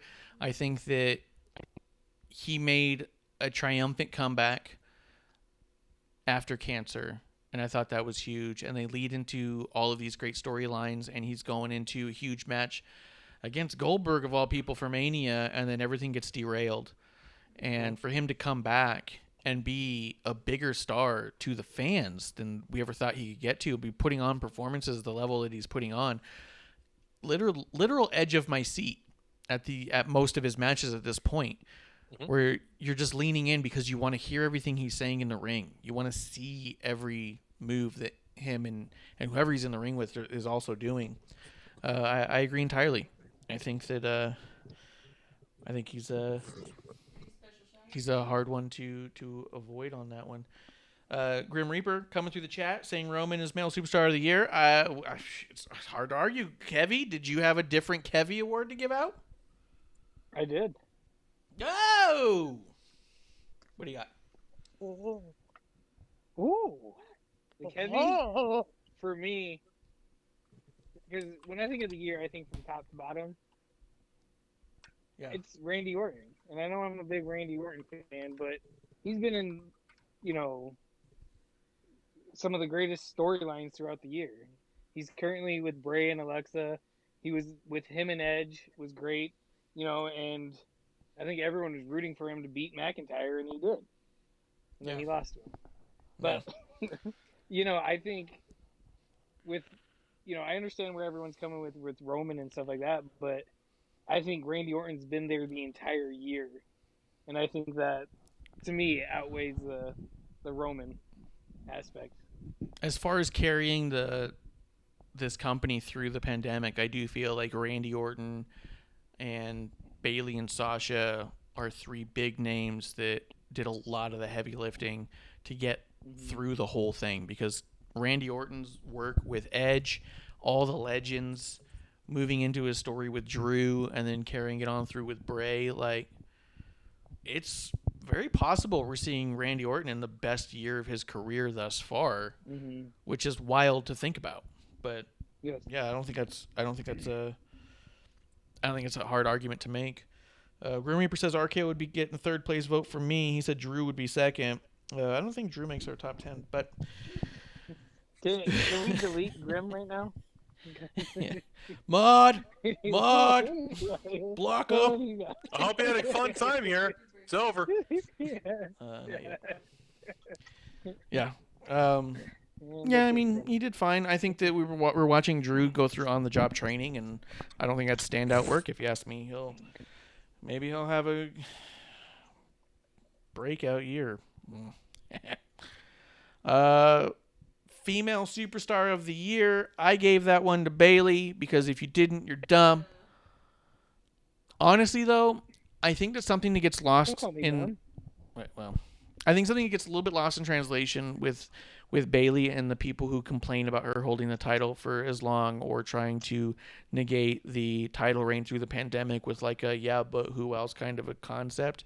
Something that I think that she accomplished during that run that not a lot of people are talking about, I don't feel like, I don't hear it, is that there was a huge gap in star power as far as the women division was given, and it was up to her as the champion to stand up in her and do something with that, right? So, I mean, even as the tag champion, they literally went to NXT several times and defended those titles and elevated their Tegan Nox and Shotzi Blackheart. She had a title match with every single woman in the SmackDown roster and gave them, arguably most of them, their best match of their career to date at that time. And hopefully they'll have better matches as they go. I don't want to think any of them peaked like that. But Tamina, I mean, she'd been there for over 10 years, never even had a title shot, and she got one, and it was a good match, and she did fantastic in it, and no one was questioning why she was there even. Like, Bayley did a lot of the work to make sure that the rest of the women looked like heavy competitors and believable opponents. With her taking a lot of cheap victories, it solidified a lot of those women as being potential championship material. If she'd gotten clean, fast wins over all the roster like Charlotte typically gets, it just makes them look like they're on a different level and no one's on their level. Bayley knew she was on an elevated level and found a way to make sure every woman she went up against appeared on her level too, to give them that little bit of a boost. And I think that's fucking tremendous. And you don't always see that with the champions.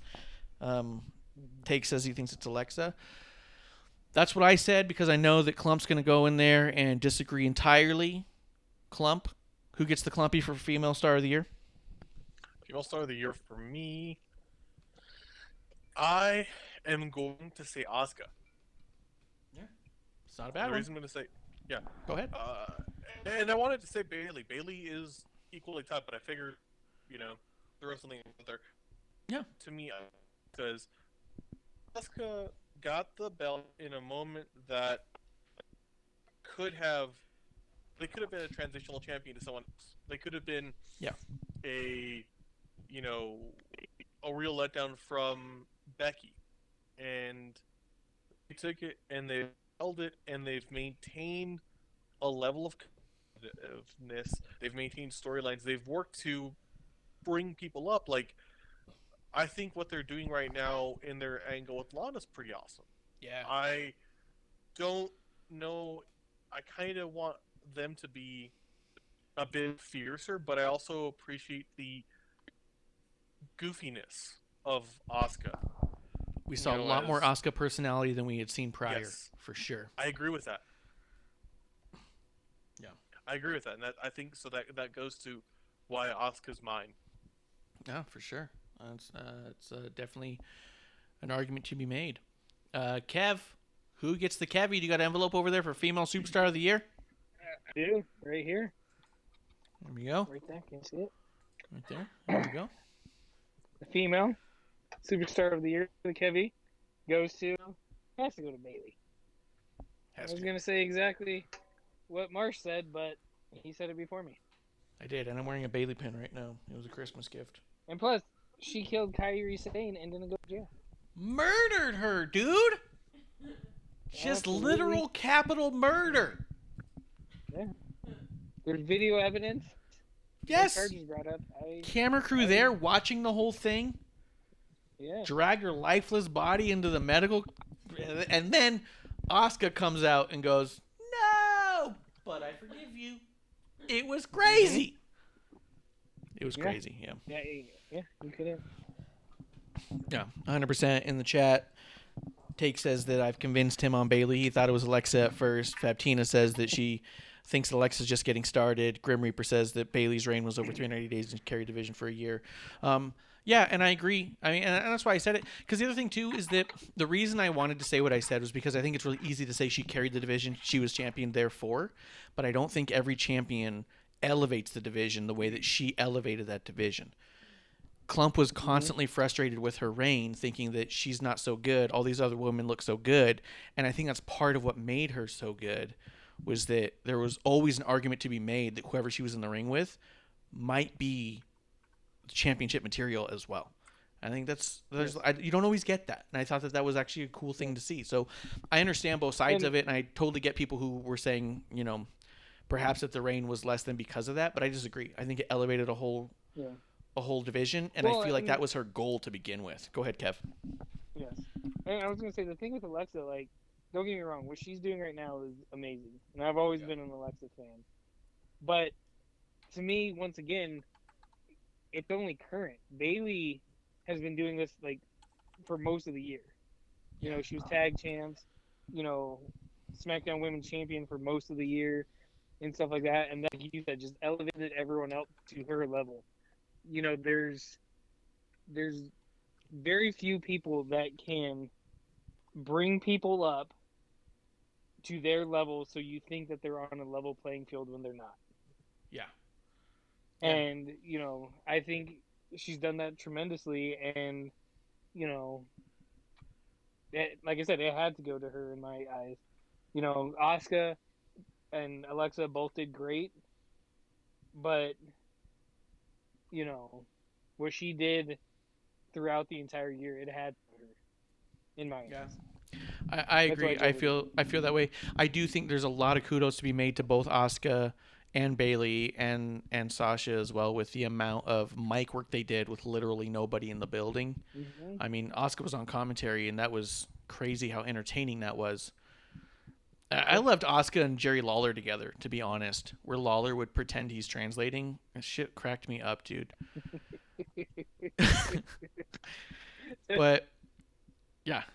Or she would say something and he would laugh and go, "That's right. No, I agree." And you're so like, he's just fucking with us. So good. Yeah. But imagine having to do all of that work with literally I think that's how the Michael Cole and Bailey rivalry started. She had no one to talk to out there but Michael Cole. But I think they all did an awesome job, Asuka, Sasha and Bailey all in that regard. But how tough, And Take says Bailey's now a solid promo. Imagine saying that a year ago. Yeah, I mean, as much as I've always been a Bailey stan or mark, as it were, and be biased that way, I do feel like I I always thought she was like, Buddy. oh, that was good, and that was pretty decent. And it got to a point now where it's all like, shit, other people should be learning from her. So I agree there. Let's get to breakout star of the year, guys. The boozy on this one, I'm giving to Dominic Mysterio. Because had him up there.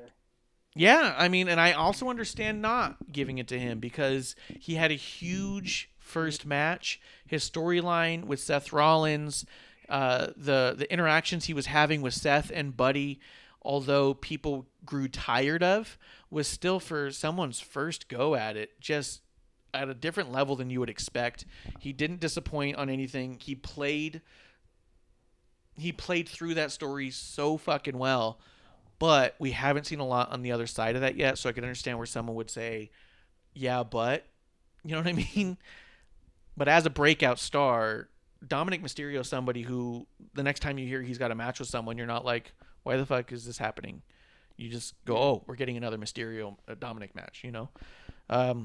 We'll kick it over to Klump as Kevlar gets his envelope ready. Breakout of the year from me. I mean, I'm going to have to give it to Dominic as well. I know that we've tried to be separate, but for the same reasons. Dominic has shown that, like, not only... I think the big thing for me is he came in and he didn't get pushed to the top. He came in, he did what, you know, an entrance should be, and he broke out in a way that you're like, yeah, I want to see you at NXT. I want to see you keep going, and I'm excited for this journey. That's awesome to me. Yes. It was a breakout because it wasn't you just showed up and main evented WrestleMania. You didn't just show up your first day on WrestleMania. You showed up first day at SummerSlam, which is fucking wild already, but you left people wanting more and excited to see where it goes, and that's tremendous. Kev, you got the envelope ready? I got the envelope. Pulling it out. Whoa. And this to me was tough because I actually had 3 people here, and this is the problem with NXT because how much of a breakout truly are some of these guys? Yeah. And I had Dominic up there. The other one I had up there was Riddle because he came up, he was doing his thing, and he entertains the shit out of me as much as you don't like him. Yeah, I love the guy. Yeah. But the one I actually went with was on the opposite side of the Dominic storyline, and I gave the Kevvy to Murphy. Yeah. I mean... Because he was... We knew who he was, but he was just kind of there. And I think this year he kind of broke out. You know, he was Seth's disciple, then he, you know, was going against Seth, then, you know, the whole storyline, you know, with him and Aaliyah. Yeah. And... Yeah. Wasn't the couple matches he had with Alistair, that was this year as well, was it not? Yeah, I think so. I mean, and they kept referring to him as the best kept secret of Smackdown and shit. Well, yeah, you're right. As of this time, he's no longer a secret. Go ahead, Kev. But yeah, and you know, I just couldn't, like, that's why I gave it to him, because with Dominic, he came and he went really quick. Yeah.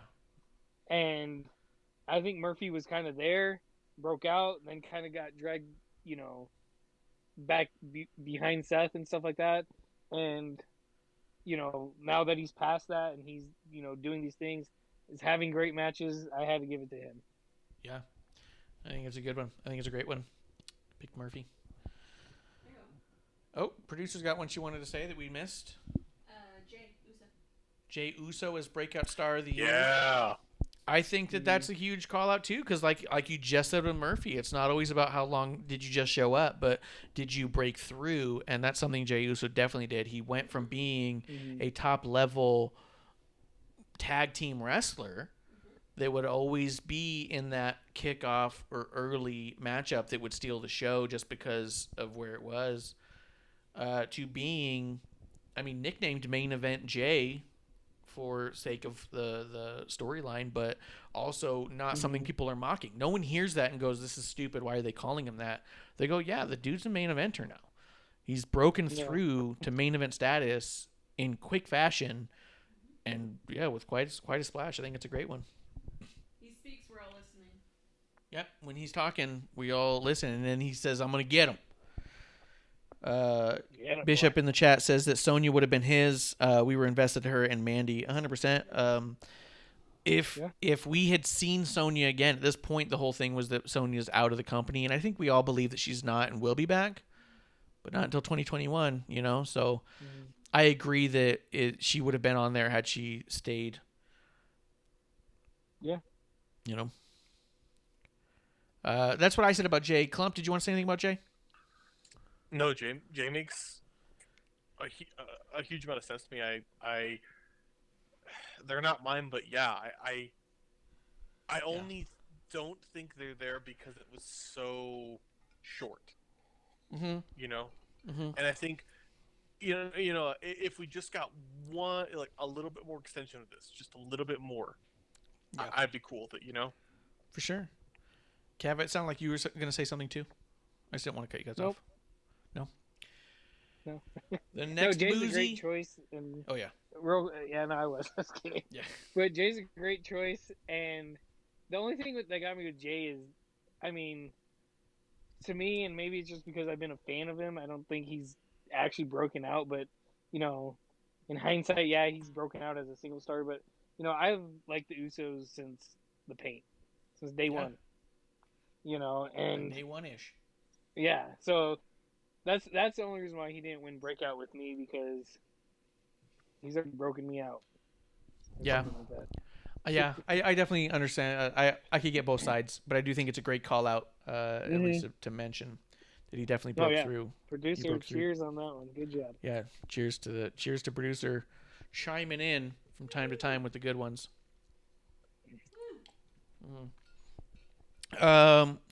I know that I think Klump's starting to look at his watch a little bit, but I don't think these other ones are going to take as long because I think some of these are going to be kind of obvious and things we've already talked about. So, ring gear of the year, though, the Marshy, I was having a hard time with this. I think that there's a lot of really good gear that they have out there. I think I just went with the New Day, who won it, the Slammy, because their gear has been so poignant. It's been meaningful. It's been kind of deep the way that they do it. That there's a lot to their gear. It's not just a really nice design with good colors.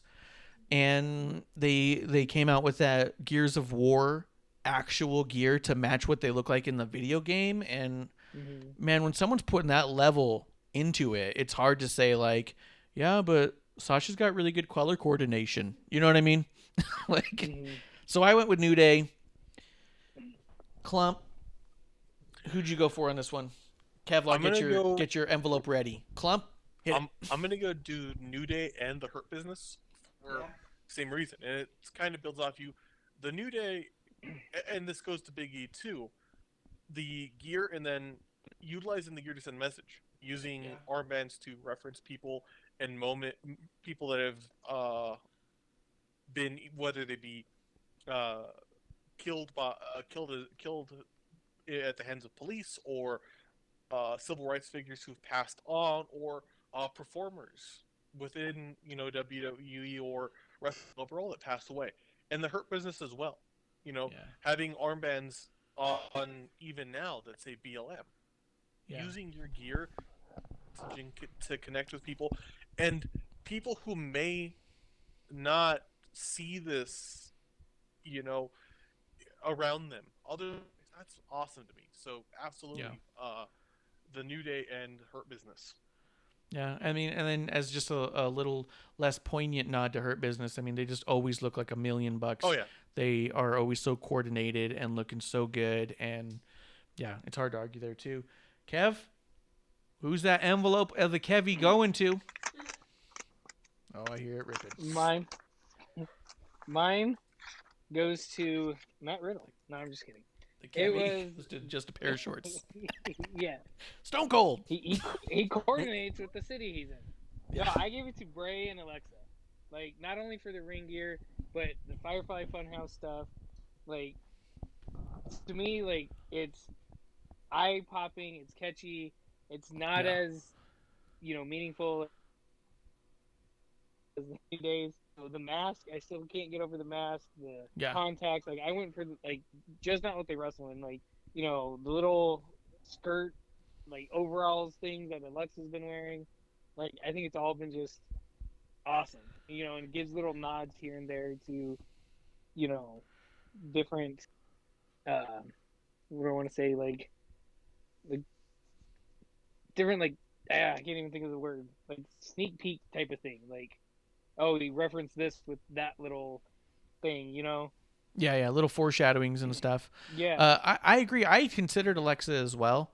And Bray, obviously, he's had that look for a bit, but it's still such a solid, eye-grabbing, noticeable thing. But even in the Funhouse, when they change all the time, yeah, when they make the they changes, did the Mad Hatter stuff, and yeah, and I do think that Alexa's done a really tremendous job of looking like different.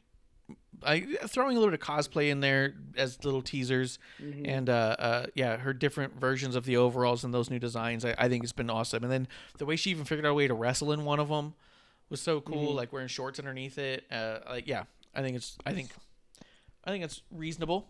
My honorable mention, real quick, was Sheamus, because his little Irish fighter getup. Oh, I love that. Oh yeah, his new look when he's not wrestling. Yeah, Sheamus's new look is a good honorable mention. Well, even when he did the barroom brawl with Jeff Hardy, like. Oh yeah, I was for like, sure. Oh, that's fucking badass. Yeah, that was a good look. Anyway, go ahead. I'll give you that too. Return of the year. I'll just throw it out there. I mean, in the Slammies, they were asking about Edge, Roman, MVP, Goldberg, and Sami Zayn. Where there's, so I'm just throwing those out there as concepts to give people an idea. I mean, I went with Edge for the obvious reasons we were already talking about. All of the things I just said about Edge earlier, I had to give another one to Edge. Klumpy, who's your Klumpy? What was the Return of the year. Return of the year. Return of the year. MVP. That's hard to argue, man. Tremendous return. As much as I want to throw it to Edge, and Edge's return was, as an initial thing, more impactful. I feel MVP has had more staying power, and it showed like I'm not going anywhere, and I'm like, yeah, I'm not. And what's remarkable about that is he was supposed to not be there. He'd even said it's supposed to be a one-off. Yeah, he was just supposed to do the Rumble, and then he asked if he could do a match with Mysterio as his final match on Raw, so he could have a match in front of his son. And they allowed him to do that, and he said, I'm definitely done. And then he went on interviews and said, I'm definitely done. He goes on to become a producer backstage, and next thing you know, he's doing his talk show, his MVP Lounge, and then he's managing, and then he's wrestling, and then he's winning a title, and now he's heading a faction, and the run MVP's having is arguably the best run of his career as well, I think. Mm-hmm. So it's hard to argue, Clump. I think you did a great job on that one. Yeah. Didn't mean to step on your feet on that one a little bit. Nah, you're good, dude. Kev, who's the Kevvy go to? Kevvy? Yeah. Kevvy goes to, because I called it, Charlotte. No, I'm just kidding. It definitely Edge. Like, that was amazing. Just because that moment. Return like you said, he like got choked up and the crowd lost their shit, and he's just, like you said, when he goes through the fog and he like looks around and he's just taking it all in. That was awesome. And there was speculation MVP's return or comeback. They lost me because at Minute Maid, they had his stuff up on the Jumbotron. So somebody from across the street from the parking lot took a picture of it. So it was like, oh, MVP's coming back. It's cool. Everything he's done has been great. Mm-hmm. But it wasn't like so dumb. A holy shit moment. Like, oh my god, he is back. That's true. Even though I was surprised by it because I didn't see that anyways, I didn't feel like, holy shit, it's MVP. I was just like, oh, that's cool. It's MVP. But he turned it into something big, like Clump said. Yeah. Mm-hmm. And truthfully, I never liked MVP until this year. Yeah. No, I'll be on. I'll admit that as well. I wasn't a big MVP fan until this year. That does lead into the next category, Tag Team of the Year. And I say that because to me, I gave Tag Team of the Year to the Hurt Business for all the reasons we were just kind of talking about. Clump, who did you have for Tag Team of the Year? Tag Team of the Year for me. I went with the New Day. I had the Hurt Business there as well, but got to be the New Day. Just in and out of the ring. New Day for me. Yeah, they're a favorite. Yeah, they've been next level human beings this year. I do understand the golden role models being in there, but Sasha and Bailey, as we've talked about, they did a lot. I also think that, to me, they're an honorable mention if they didn't win the Kevvy, because they're the only tag team that really tours those tag team titles the way that we always were told they would be. They're the only ones that keep showing up to NXT and that were showing up on Raw and SmackDown regularly. And as tag team champions during the true empty arena era, they were on literally every show for months and doing a bang-up job of keeping it entertaining. So it's hard to not say them, but I gave it to her business. Kev, who does the Kevvy of the year go to the tag team of the year? The tag team Kevvy goes to, for the year, New Day as well. Like, you just can't argue with them. Yeah. Like, everything that they do turns to gold. They're like King Midas. And I'm just glad none of us picked the Street Profits. Yep. That was a relief. Close call. The next one is Rivalry of the Year. I went with Bailey and Sasha. The Marshy goes to Bailey and Sasha because of all the things we just talked about. To me, 2020 was the year of Bailey and Sasha, and so their rivalry, to me, also includes their tag team time because it led into all of that, which is why I picked them. Mm-hmm. Klump, who does the Klumpy rivalry of the year go to? Rivalry of the year. Wow. Rivalry of the year for me, it gotta be Edge and Randy, as much as I wanted it to be something else. Oh yeah. Or Drew and My Sanity. Yeah. Drew's been No, that's a driving one-sided battle. Drew's been winning that shit. Yeah. Nonstop. That's a squash match. But yeah, Edge and Orton, for all the things we talked about, incredible work from both of them. Kev, rivalry of the year. I once again went with Klump and Randy and Edge. Amazing. They fucking kicked ass. Yeah. And, like I said, if it wasn't for Edge getting hurt, like, what else could they have done? Yeah. And and no disrespect to Bailey and Sasha, they did a great job with everything, but Randy and Edge. Oh yeah. Like, who a year ago, 2 years ago, 5 years ago, who would have thought that we would have been talking about Edge and Randy Orton as carrying the company for a good few months? Yeah, absolutely. Yeah, it's hard to argue. We've kind of talked a lot about them, so I won't reiterate what we've already said. But yeah, for everything we've said. Match of the year. This is gonna be an interesting one to hear what you guys think. Klump, get your Klumpy ready for match of the year. I picked Clash of the Champions, the Intercontinental title triple threat with AJ, Sami Zayn, and Jeff Hardy. Strictly because I don't think that match got as much love as it could have. And I think it is, to this date, my favorite ladder match I've ever seen. It is so entertaining and so clever and just top-notch performance from three guys who made ladder matches their legacies for so long before we even got to see them. I went with that one. Klump, the Slammy had gone to the Boneyard match, and the number 2 match of the year went to Sasha Bailey Hell in a Cell. So I think that those are fun to talk about as well. But Klump, match of the year. Who gets clumped? I am going to say the Roman and Jay I Quit match. Ooh, good one. Yeah. That was Hell in a Cell, yeah. The first ever Hell in a Cell I Quit match. And that was, the storytelling there was fucking phenomenal. Exactly. Yeah. The storytelling there. Just the bringing Jimmy in, everything about the end of it, I am, say I'm the chief, that just hell yeah. I love that match. Yeah. 100%. Kev, Who'd your match of the year go? And I will say, I thought it was really weird that There's- Firefly Funhouse didn't end up on here, but maybe it's because it's not a match.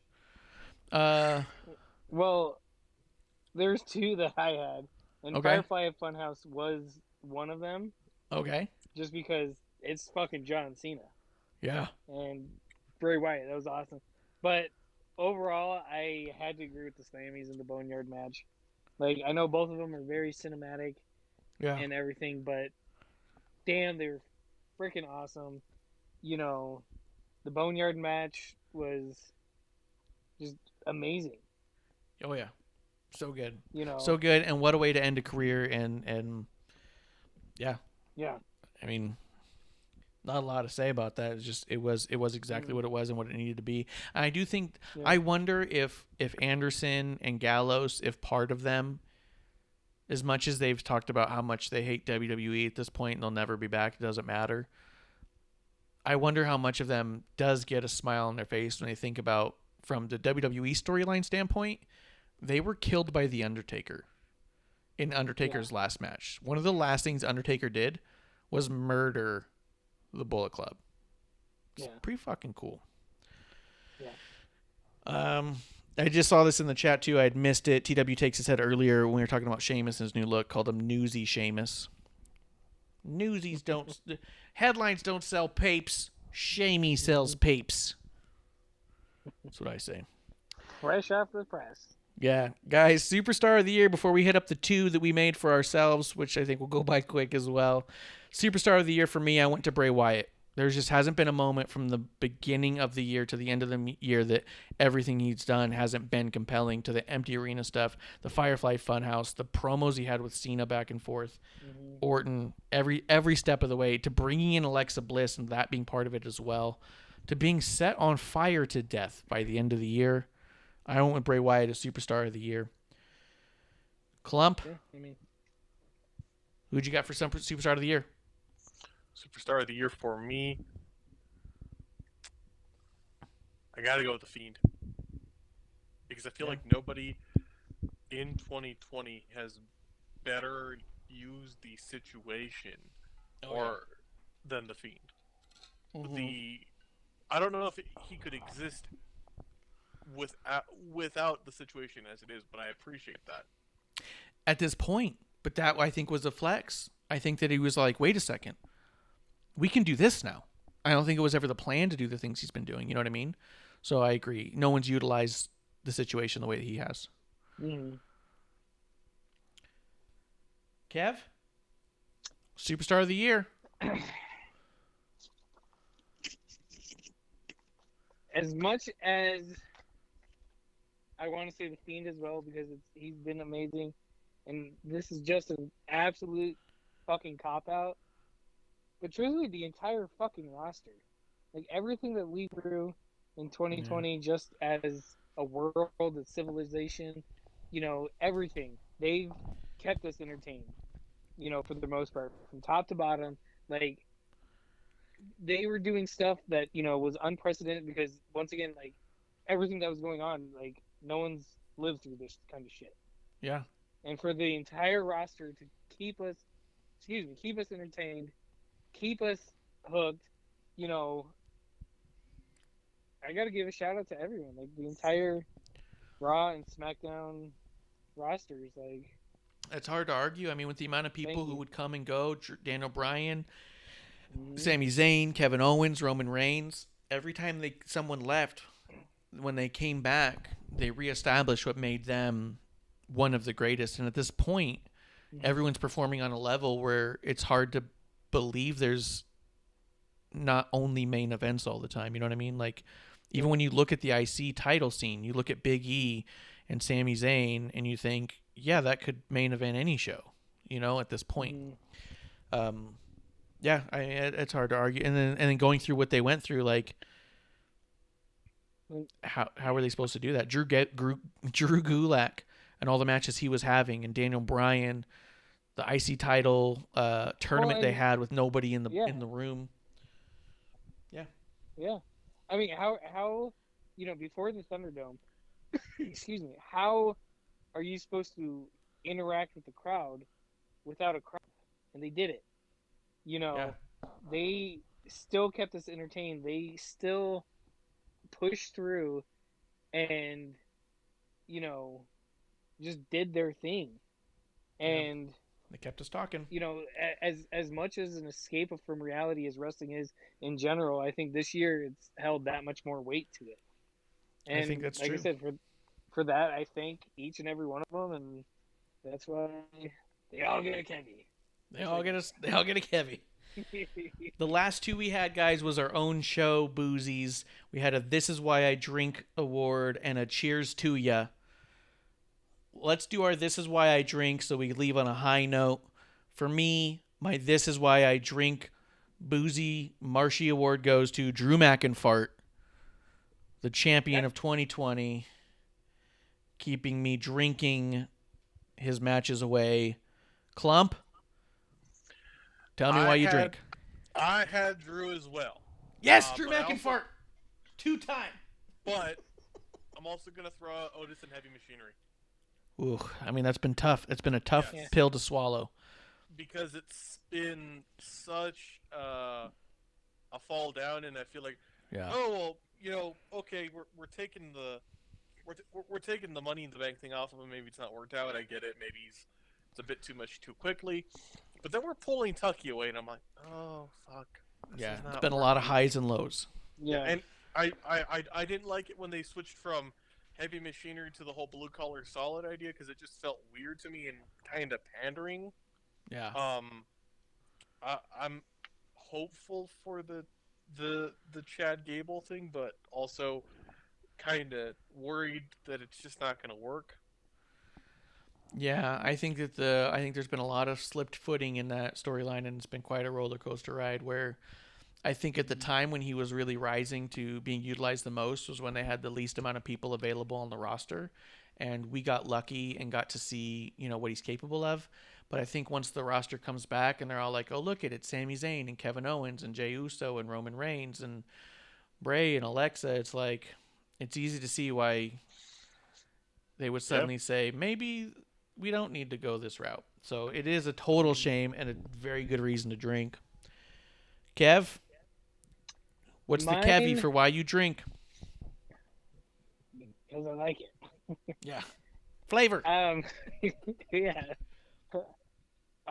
My heavy for this goes to basically anything Drew has done all year. It's a sweep from all of us, but mostly goes to the ambulance match. Yeah. I've never seen a world championship match in wrestling history that made the champion look so damn weak when he's supposed to be this big, strong dude. He needed the help of four or five legends, Yeah. and he still barely won. Yeah. It made Randy Orton look like $1 million. So Yeah. So Drew McInfart with the sweep. He's why I drink. Guys, and then the final one we're going to give out is the Cheers to Ya. For me, because I didn't pick him for some of these other ones that definitely he would have been a fine fit for, I picked Kevin Owens and everything he does, because every time he does anything on TV, it's a big old cheers, a smile, and a laugh, because that guy is absolutely tremendous, like we said earlier. Klump, cheers to ya. Who gets the Klumpy for giving you some of the biggest smiles of the year? WWE overall. Yeah. Because, and more specifically, trying things. Not everything that they've done in this year's work, not everything's been super exciting, but they've tried so much, and I've been like, you know what, this is fucking great. I like this. I've loved, the Thunderdome. I've loved the empty arena, the silliness. I've loved, just everything they've tried. Not been a big fan of Raw Underground. Not a huge fan of Otis. Not a huge fan of Drew, but I appreciate the effort. Yeah.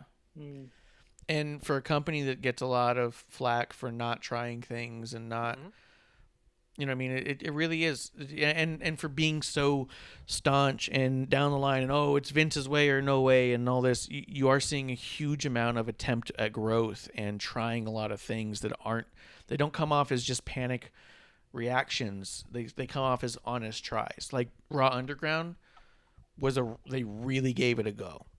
And to be honest, I wouldn't be surprised if it came back at some point, because I don't think it was a total failure by any means. But it wasn't like the electric chair segment where they literally took an office chair and put wires around it and put it in the middle of a ring and turned off the house lights. This was honest effort, the Underground. So they put a lot out there to try new things. I think it's a great one. Kevvy, close us out. What is your Kevvy Cheers to Ya award? The final boozy of the night. Cheers to ya. I'm going with Kevvy. I'm just in general, just Becky Lynch. Yeah. Like, at the beginning of the year, she was still top of her game, amazing. She, her career, if you will say, got derailed by starting a family. And, whenever that happens, you got to give it to her. She had a fucking baby. Yeah. And little Rue should be proud of her mom, but yeah, to Becky Lynch. Yeah. And cheers to you. Cheers. Yeah, that was a big decision she had to make, and it was awesome to see someone make such a personal decision in an industry where we constantly hear about the sacrifices. It's nice to see someone take a little bit back, and deservedly so. You know what I mean? So yeah, absolutely. I think Becky Lynch is a great one. I think WWE is a great one. I think Kevin Owens is a great one. I think we had a pretty good year. We will be back on Thursday to do another episode 1, because this is Wrestling on the Rocks, where every show is our first show. We're going to give out a more collective grouping. I think the three of us will be messaging throughout the day, tomorrow, and probably still the morning of Thursday to finalize one group, one list of AEW winners and NXT winners of these same categories, unless we decide to vote one out because it just doesn't make sense. Yeah. And if that's the way of it, that's the way of it. Guys, thank you so much for coming through, checking out the Boozies, saying goodbye to the great Luke Harper, Brody Lee, Jon Huber, whatever you want to call him. Everyone called him a good friend and a great family man. Guys, I think that's last call. Guys, have a fantastic night. Cheers. We'll see you on Thursday for another episode 1 here at Wrestling on the Rocks. Hey, producer lady here. Thanks for tuning in. Continue to support us or buy us a drink by following and putting the I in subscribe on Twitch. Or subscribe and review our podcast on Apple Podcasts or wherever you listen to us. Cheers! I would never have a drink with Wrestling on the Rocks.